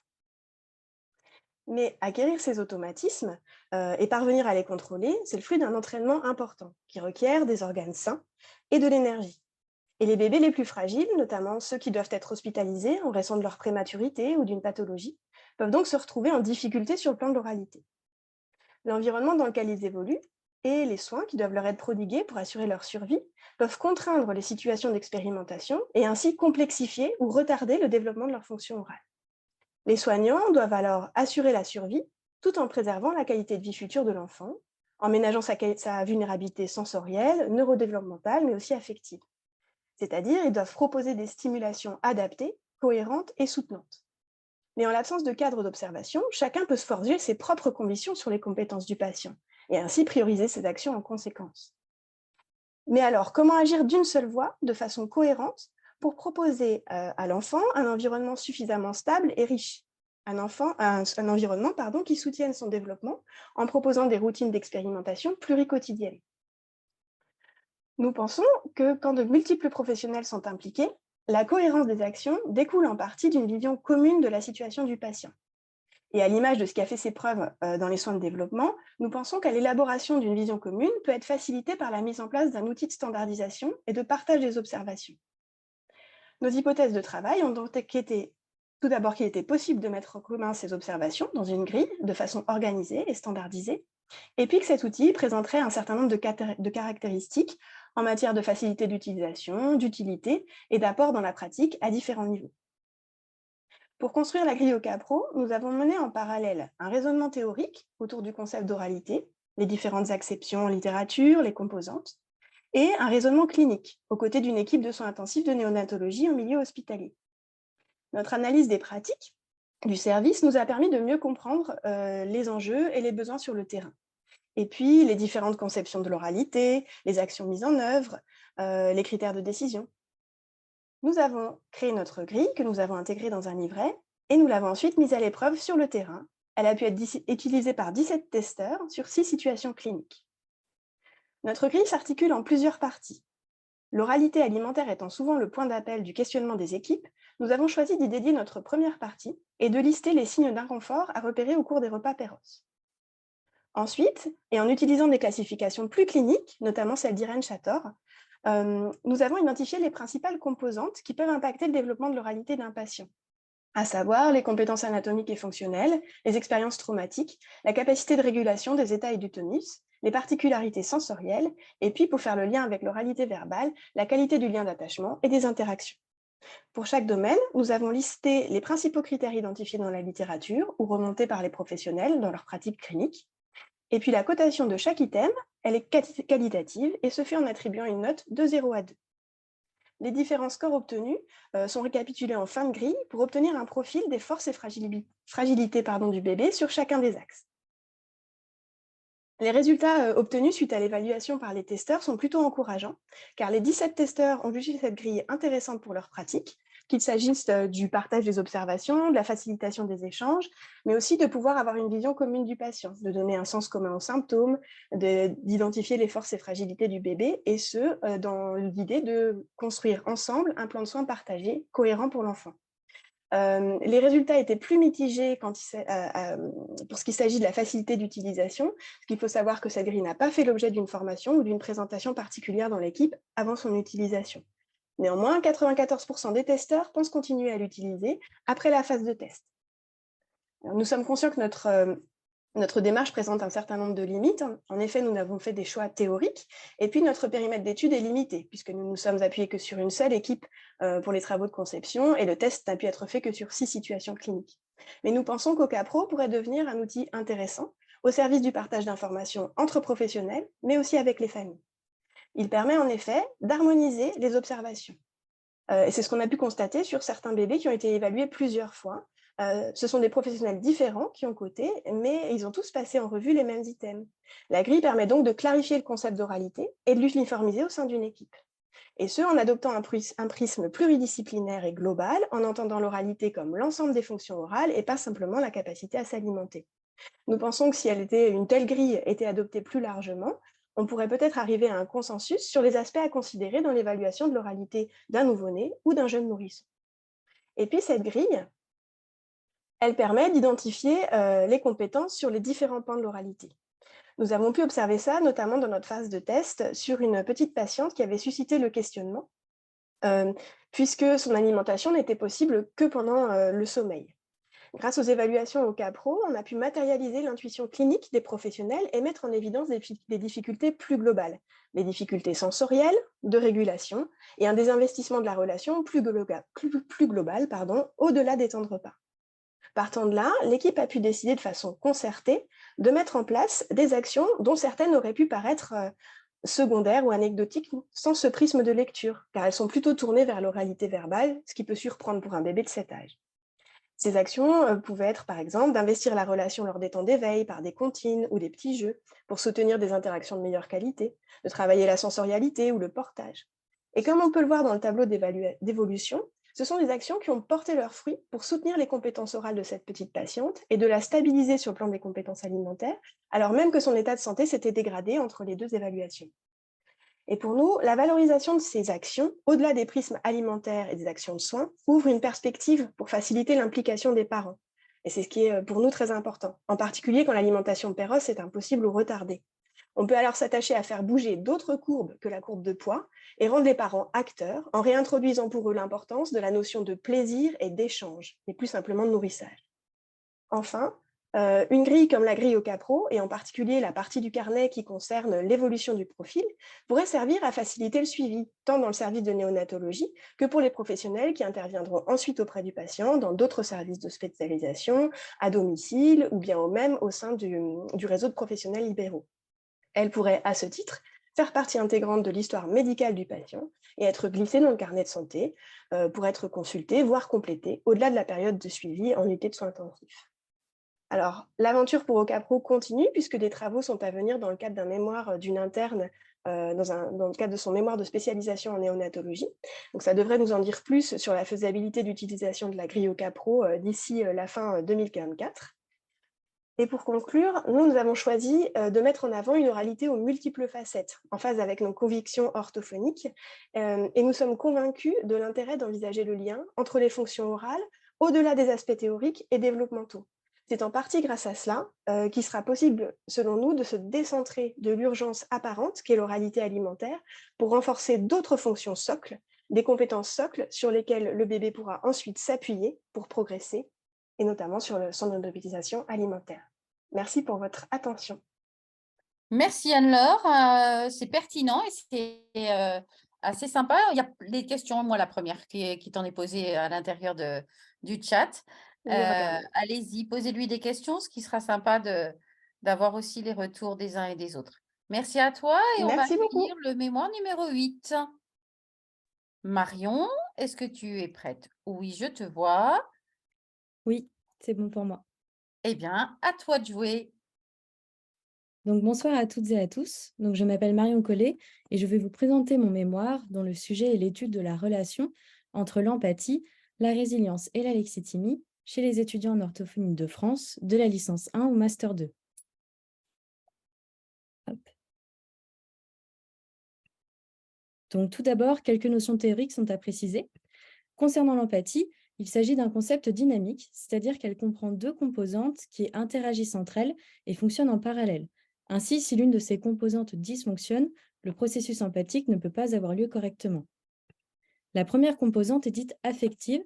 Elle correspond à une résonance affective entre le patient et le soignant, permettant au soignant de ressentir la même émotion que son patient. Cette composante est automatique et précoce. La seconde composante est dite cognitive. À l'inverse de la composante affective, celle-ci est activée volontairement par le soignant. Elle présente des mécanismes communs à la théorie de l'esprit, en permettant notamment au soignant d'inférer les états mentaux du patient et d'avoir conscience que l'expérience émotionnelle ressentie ne lui appartient pas. Enfin, de nombreux travaux mettent en évidence l'intérêt de l'engagement empathique dans les soins aux patients.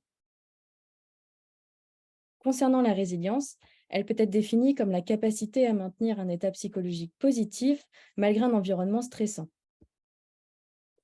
Améliorer la résilience des étudiants permettrait notamment de prévenir l'apparition du burn-out professionnel, d'atténuer les effets négatifs du stress et de leur permettre de percevoir de manière plus positive l'environnement éducatif en santé.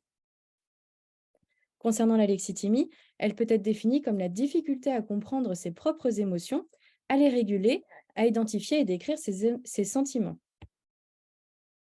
Les étudiants intègrent la manière dont leurs maîtres de stage traitent leurs propres émotions et celles de leurs patients.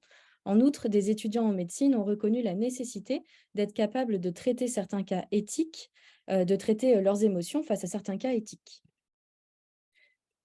Depuis quelques années, la recherche s'est centrée sur la démonstration de l'efficacité des rééducations. Ainsi, des travaux évoquent des ingrédients spécifiques se référant à la théorie et des ingrédients communs, parmi lesquels nous pouvons notamment retrouver l'empathie, qui est un facteur commun entre les différentes rééducations. Ces travaux ont annoncé que les facteurs communs étaient à l'origine de la majorité de la variance d'efficacité entre les différentes rééducations. Ainsi, il est intéressant d'étudier ces facteurs communs. Dans la littérature, l'empathie a été mise en lien avec de nombreux concepts, notamment l'alexithymie et la résilience chez les étudiants en médecine. Ainsi, il a été démontré que plus l'empathie des étudiants en médecine augmente, plus leur résilience augmente. De plus, plus les étudiants en médecine comprennent leurs émotions, plus leur résilience et leur empathie augmentent également.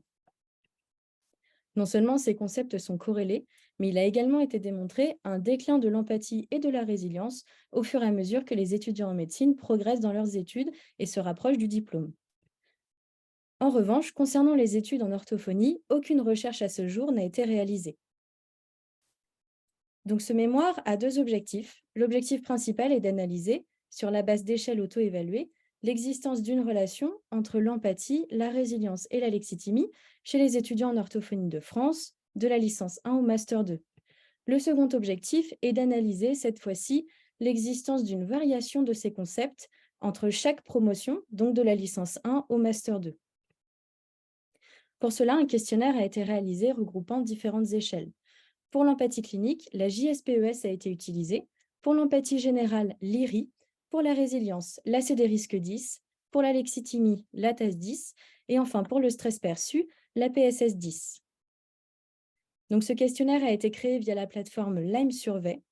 Une vidéo permettant d'exploiter, de montrer le projet aux étudiants et de leur expliquer l'intérêt de répondre à cette enquête a été diffusée, notamment grâce à différents relais, notamment les directions pédagogiques des CFUO et les associations locales étudiantes. Enfin, un traitement statistique a été réalisé. Donc, le nombre d'étudiants en orthophonie en France est de 4608. C'est 38% de ces étudiants qui ont répondu complètement à l'enquête. 17% y ont répondu partiellement, c'est-à-dire qu'ils ne sont pas allés au bout du questionnaire, et 45% n'ont pas du tout répondu. Ainsi, c'est plus de 50% des étudiants en orthophonie qui se sont intéressés à cette étude. Concernant le traitement statistique, il a suivi une méthodologie de recherche rigoureuse. Pour cela, nous avons d'abord réalisé des analyses factorielles confirmatoires qui ont permis de vérifier que la structure des échelles fonctionnait correctement dans notre population, ici les étudiants en orthophonie. Ensuite, des analyses factorielles confirmatoires multigroupes ont été réalisées pour vérifier que chaque promotion percevait bien de la même manière le concept, donc par exemple l'empathie, l'item, donc les différentes questions de l'échelle d'empathie, et la réponse à ces questions. La fiabilité des échelles a été démontrée, notamment grâce à la corrélation item score, qui est la contribution de chaque item à mesurer le construit, et la cohérence interne, qui représente le fait que chaque item mesure bien le même construit. Ensuite, des statistiques descriptives et des analyses de corrélation ont été réalisées. Et enfin, des analyses comparatives ont permis de comparer les scores des différentes promotions. Donc, concernant l'objectif principal, nous avons mis en évidence l'existence d'une relation entre les trois concepts étudiés chez les étudiants en orthophonie. Ainsi, nous avons démontré que plus l'empathie des étudiants en orthophonie augmente, plus leur résilience augmente également. De plus, plus les étudiants en orthophonie comprennent leurs propres émotions, plus leur résilience et leur empathie augmentent également. Concernant le second objectif, nous avons mis en évidence une évolution significative de l'empathie clinique de la première à la dernière année d'études. Ainsi, les premières années ont une empathie clinique significativement plus faible que les dernières années d'études d'orthophonie. Concernant l'empathie générique, nous avons trouvé des scores plus faibles en L2, M1 et M2. Concernant la lexitimie, nous avons démontré que les L3 et les années de master comprenaient moins bien leurs émotions que les autres années. Enfin, concernant la résilience, aucune différence significative entre les différentes promotions n'a été mise en évidence.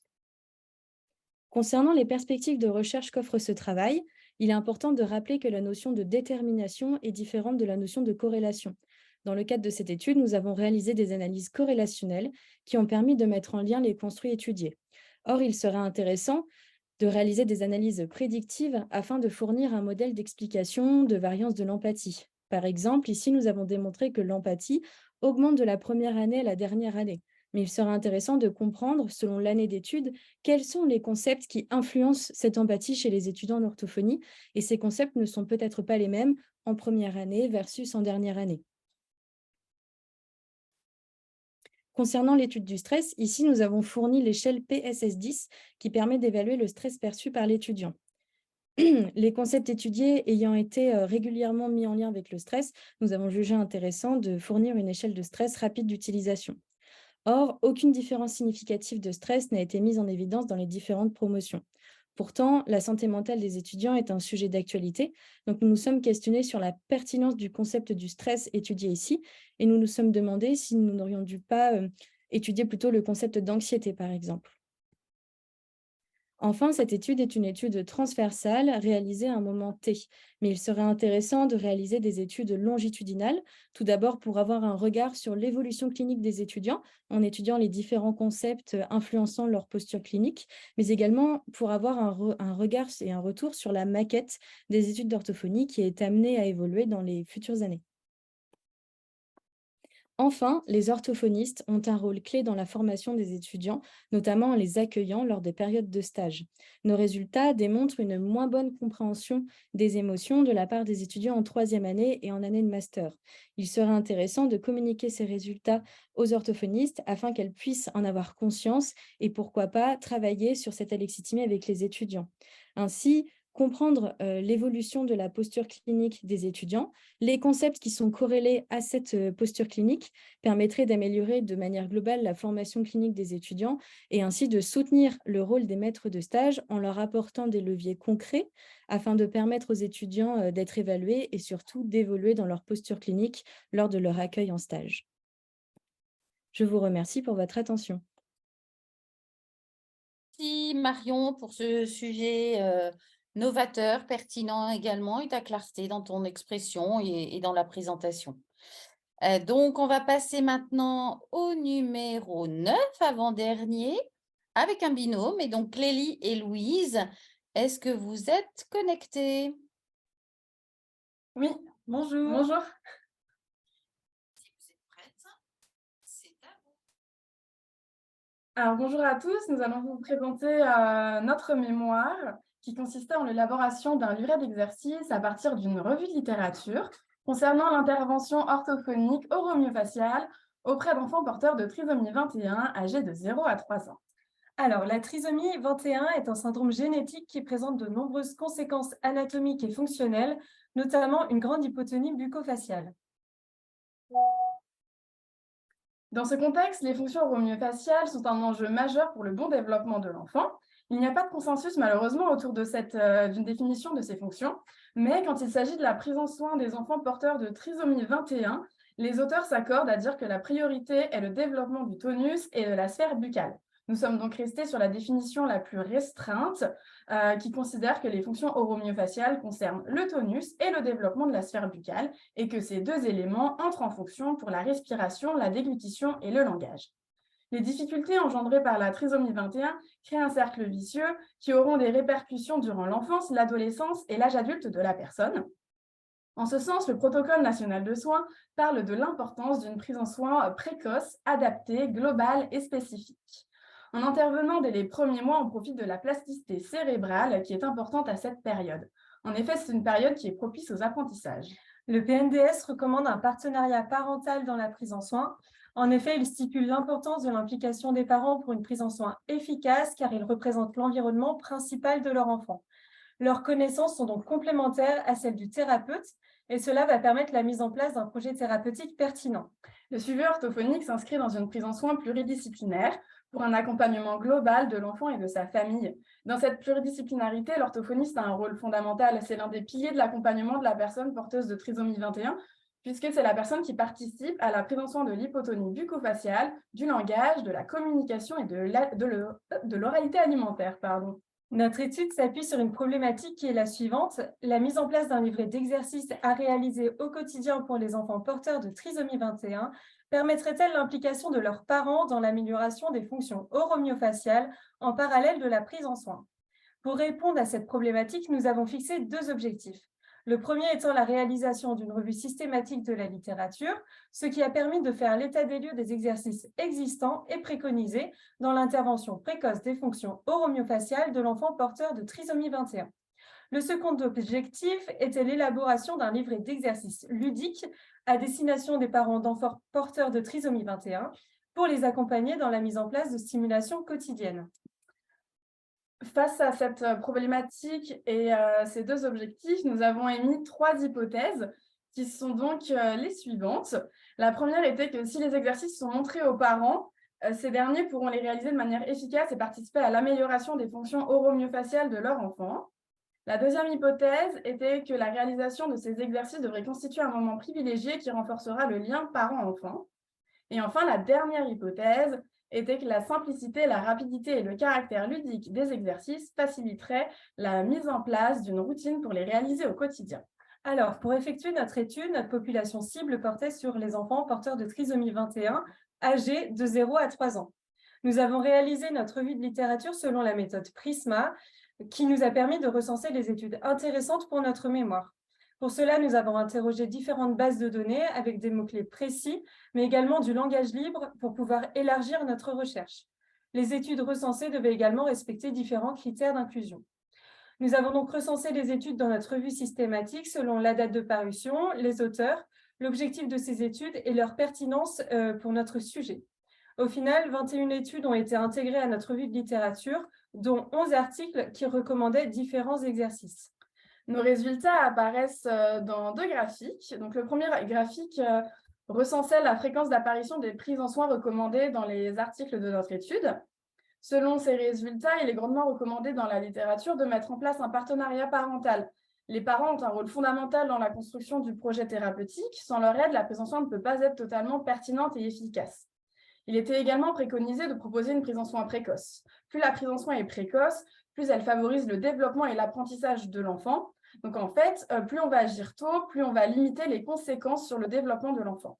Les résultats montrent également que dans la prise en soin de l'enfant porteur de trisomie 21, le suivi orthophonique a un rôle fondamental dans l'accompagnement de l'enfant et de ses parents. L'intervention oromyofaciale est présentée dans les résultats comme une nécessité pour le développement notamment respiratoire, alimentaire et langagier. La régulation du tonus est au centre de cette prise en soin pour limiter l'hypotonie buccale, la protrusion linguale et le bavage. Des stimulations quotidiennes sont également recommandées pour une plus grande efficacité du soin. Donc ici, sur le diaporama, vous pouvez voir le deuxième graphique de résultats qui représente la fréquence d'apparition des exercices recommandés pour les fonctions oromyofaciales dans les articles de notre étude. Différents types de stimulations sont proposés et apparaissent plus ou moins fréquemment dans la littérature.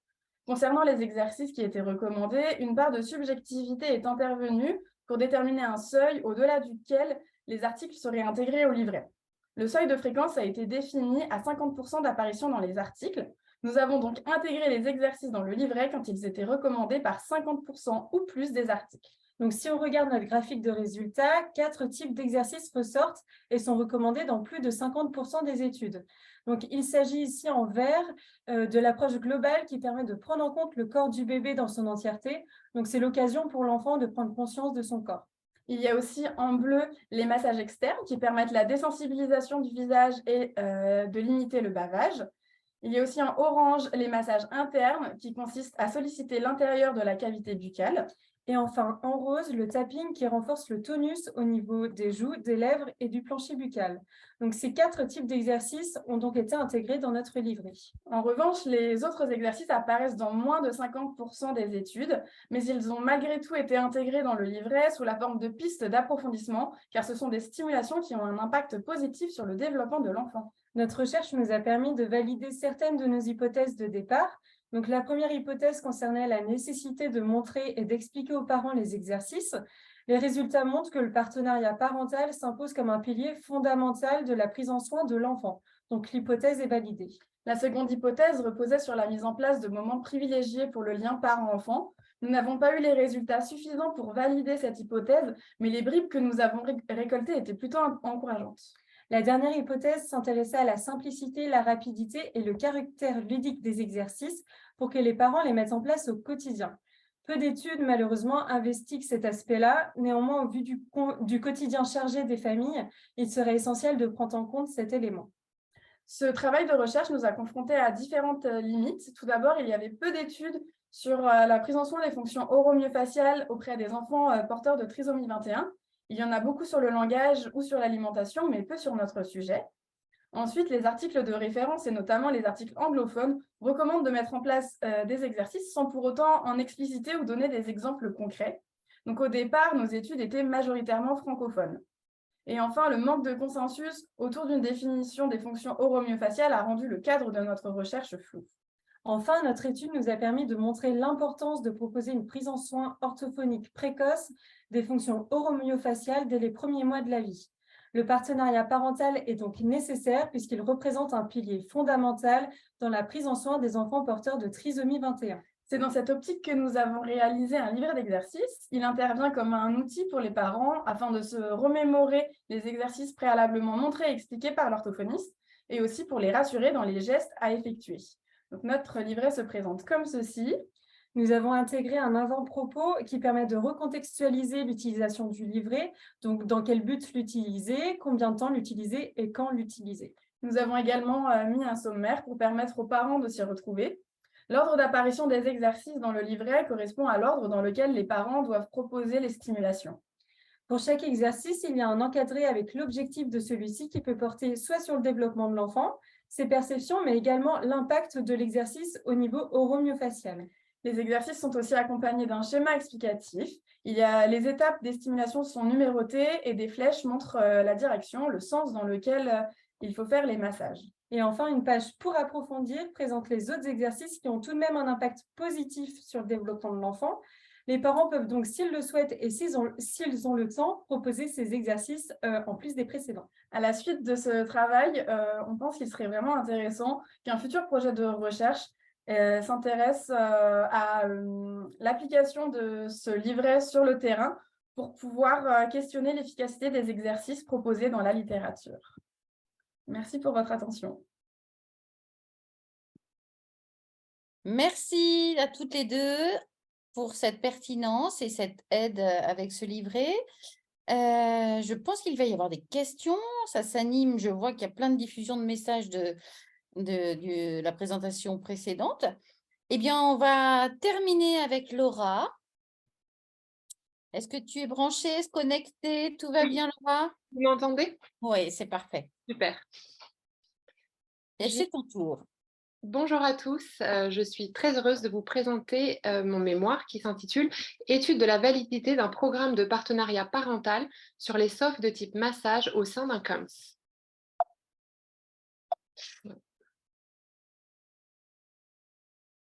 C'est bon. Alors, nous savons aujourd'hui qu'il est largement préconisé d'intégrer le parent dans la prise en soin orthophonique du jeune enfant, et notamment lorsqu'il est atteint de troubles alimentaires pédiatriques ou TAP. En effet, intégrer le parent en tant que partenaire permet d'améliorer les résultats de l'intervention. Nous savons également que les parents sont en première ligne face au TAP à cause de leur impact sur la sphère familiale. On relève ainsi du stress, de l'inquiétude et des tensions autour des repas chez les familles concernées. Intégrer le parent permet donc aussi de prévenir des comportements inadaptés pendant le repas, comportements qui peuvent ancrer le trouble dans un TAP encore plus complexe. Enfin, on sait que l'efficacité de certaines approches interventionnelles est soumise à une intensité du traitement. C'est notamment le cas des sollicitations orofaciales ou SOF, qui doivent être pratiquées régulièrement et même de façon pluriquotidienne pour qu'elles soient efficaces. Je rappelle que les SOF correspondent à tous les procédés utilisés pour permettre à l'enfant d'investir positivement sa sphère orale et pour améliorer le tonus et la motricité de sa sphère orofaciale. Mais même si l'intégration du parent dans la prise en soin des TAP est essentielle, l'engagement des familles peut dans les faits être difficile à obtenir. Il est alors apparu qu'un programme de partenariat parental sur les SOF de type massage pourrait favoriser cet engagement. La faisabilité d'un tel programme a été étudiée par Audrey Dufillon en 2022 lors de son mémoire d'orthophonie dans un CAMS de la région Occitanie. Et cette année, j'ai étudié la validité de ce programme au sein d'un autre CAMS de la région Occitanie. J'ai considéré que la validité du programme reposait sur la pratique des parents. En d'autres termes, le programme permet-il d'augmenter le nombre de massages orofaciaux réalisés par les parents? L'hypothèse principale est qu'on observe une augmentation de ces massages orofaciaux après que les parents aient suivi le programme. 3 hypothèses secondaires viendraient expliquer cette hypothèse principale. La première est qu'il y a une amélioration de leur compréhension de l'intérêt des SOF. La deuxième est qu'ils se sentent davantage capables de faire des massages orofaciaux. Et la troisième est que le parent pratique des massages orofaciaux de façon plus adaptée. La population de cette étude se compose de 7 parents d'enfants avec TAP d'expression motrice et ou sensorielle. Et les 7 participants ont été recrutés sur la base du volontariat. La méthode suivie se compose de 4 étapes. Tout d'abord, 2 questionnaires, pré- et post-programme, qui ont permis de recueillir les mesures servant à tester les hypothèses, avant et après le programme, à savoir le nombre de massages, la compréhension de l'intérêt des SOF, le sentiment de capacité à faire des massages orofaciaux et le niveau des massages orofaciaux, le niveau d'acceptation des massages orofaciaux par l'enfant. Des modifications ont ensuite été apportées à l'outil conducteur d'atelier qui sert à guider l'intervenant lors des différentes séances du programme. Cet outil avait été créé lors du précédent mémoire. Ces modifications s'appuient sur la littérature ainsi que sur les informations récoltées dans le questionnaire préalable sur les connaissances des parents, leurs pratiques et leurs attentes quant au contenu du programme. La première modification a été de construire un outil pédagogique permettant d'aider le parent à identifier les réponses de son enfant pendant le massage, pour s'y ajuster au mieux, parce qu'on sait que c'est primordial pour que les massages soient toujours pratiqués dans une démarche respectueuse qui privilégie l'échange et la relation. Et donc, cet outil est matérialisé par une fleur dont chaque pétale correspond à un item à observer. Après le massage, le parent colorie chaque pétale jusqu'au niveau d'acceptation qu'il aura identifié chez son enfant.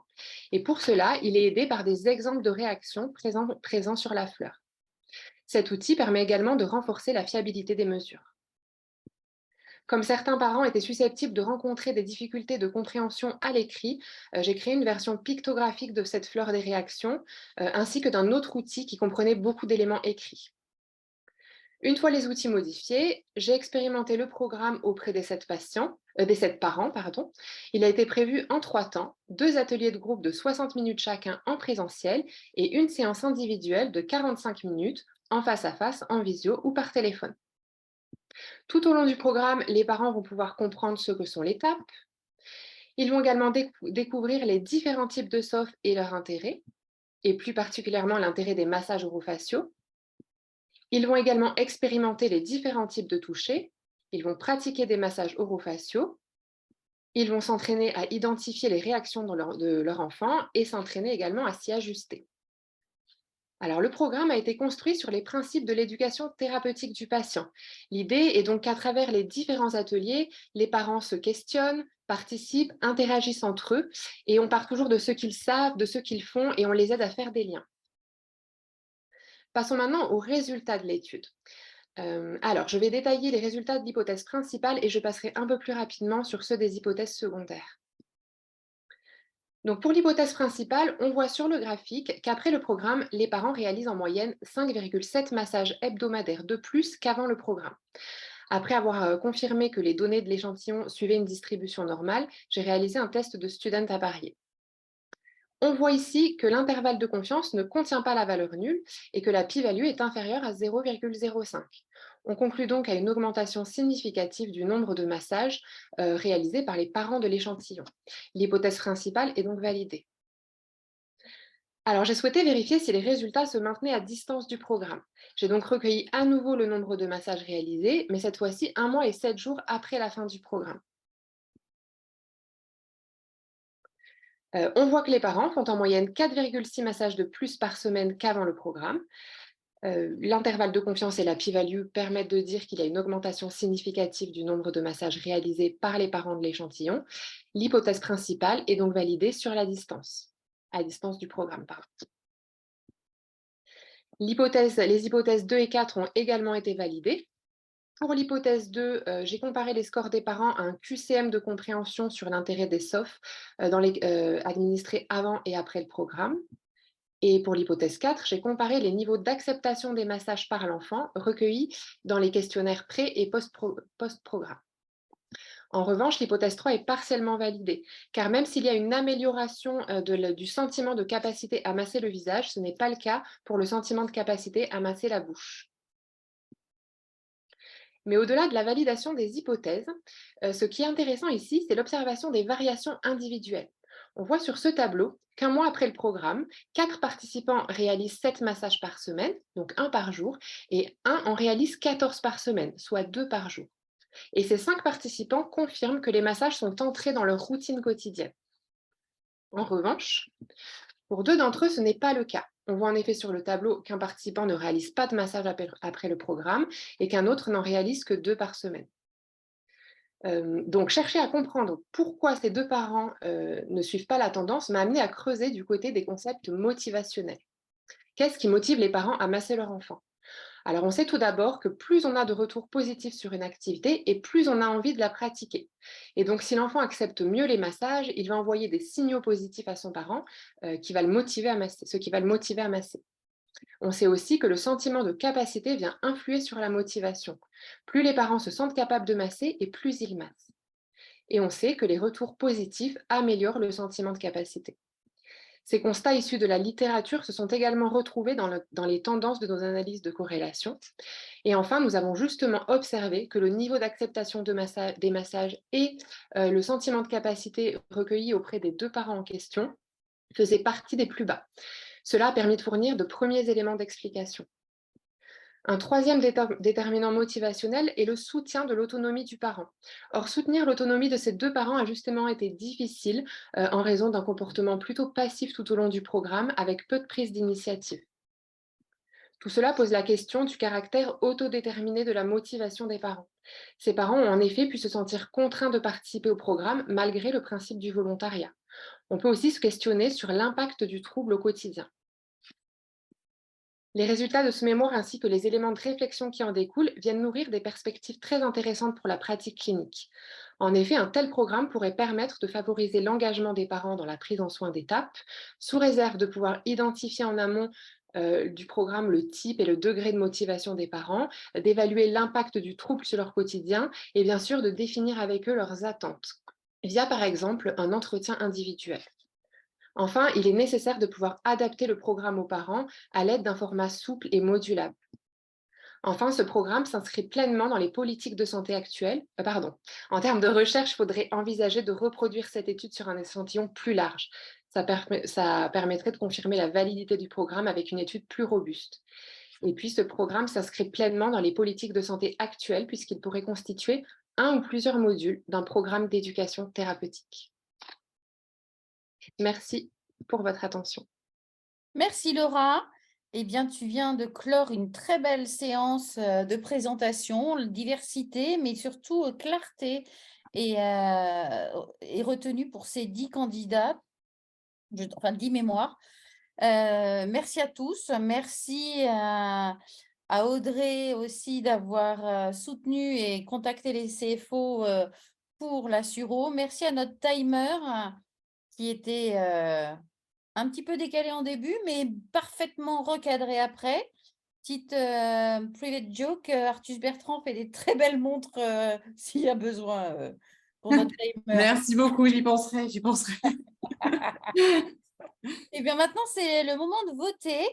Vous avez reçu un lien avec, pour voter. Vous allez donc retourner Alors, sur ce lien.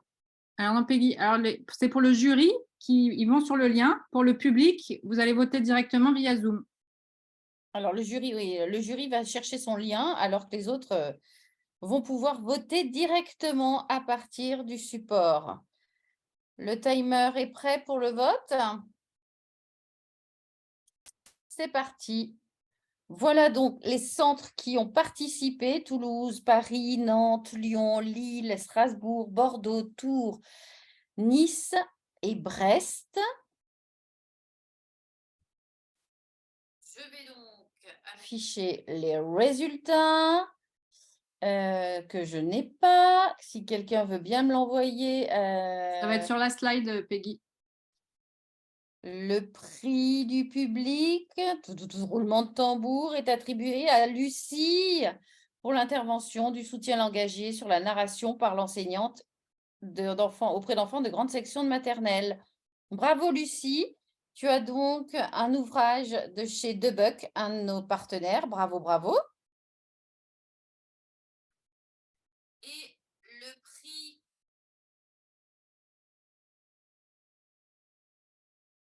du jury, qui était constitué essentiellement est attribué à Marie Leleu sur la cognition mathématique chez les enfants donc ayant des troubles porteurs de troubles neurovisuels. Sandrine Mégias et Sophie Framont de Lille. Bravo Marie. Félicitations à toutes d'avoir participé.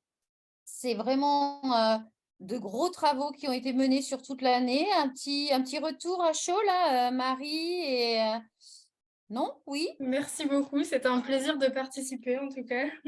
Quels sont tes projets, Marie, là, pour la suite? T'as déjà tu travailles, tu pars un peu, Je commence à travailler en maison de santé au mois de septembre. Bravo. Et on va publier un article à partir de ce mémoire. On t'y encourage fortement. Merci. Le prix du public, est-ce qu'elles sont encore là ou pas? Oui, oui, je suis là. Alors, Lucie, quels sont tes projets, toi? Moi, je vais commencer à travailler en libéral à partir du mois d'août, à Strasbourg, Eh toujours. ben, super, bravo, félicitations. Merci. J'espère que ça a été une bonne expérience pour toutes et que cette année de mémoire ou ces années, si vous l'avez commencé plus tôt, ont été plus que bénéfiques et que vous êtes amusés, que vous avez énormément investi, que vous avez investi, mais aussi que vous êtes amusés dans ces travaux et ces rédactions. Oui, non? Beaucoup de travail, mais c'est chouette d'arriver au bout et de voir ces résultats. Ah, c'est chouette. Bravo. En tout cas, la communauté vous félicite. C'est vraiment un vrai partage. Vous étiez toutes 10 mémoires à avoir une grande aisance aussi, la clarté de vos exposés. C'était très sympa de vous écouter et de voir un peu la diversité de nos champs d'action et de nos perspectives. Bravo à tous. Je pense que c'est partagé. On voit plein de messages là qui défilent. Je ne peux pas tous les lire, mais on voit que c'est très nettement oui. Félicitations aux gagnantes, félicitations. Merci en tout cas à toutes pour cette richesse. On se retrouve donc le 7 septembre avec un webinaire pour la Suro sur les SCED et les 19 et 20 octobre sur les rencontres des journées scientifiques de l'orthophonie. Et pour toutes, pour tous les participants de ce jour et puis les nouvelles collègues que nous avons, rendez-vous l'année prochaine pour la soirée des mémoires 2024. Juste avant l'ouverture des JO, nous aurons les meilleures mémoires de la Suro. Bonne soirée à toutes. Merci encore pour votre fidélité. Vous étiez super nombreux ce soir. Merci et à très vite. Au revoir.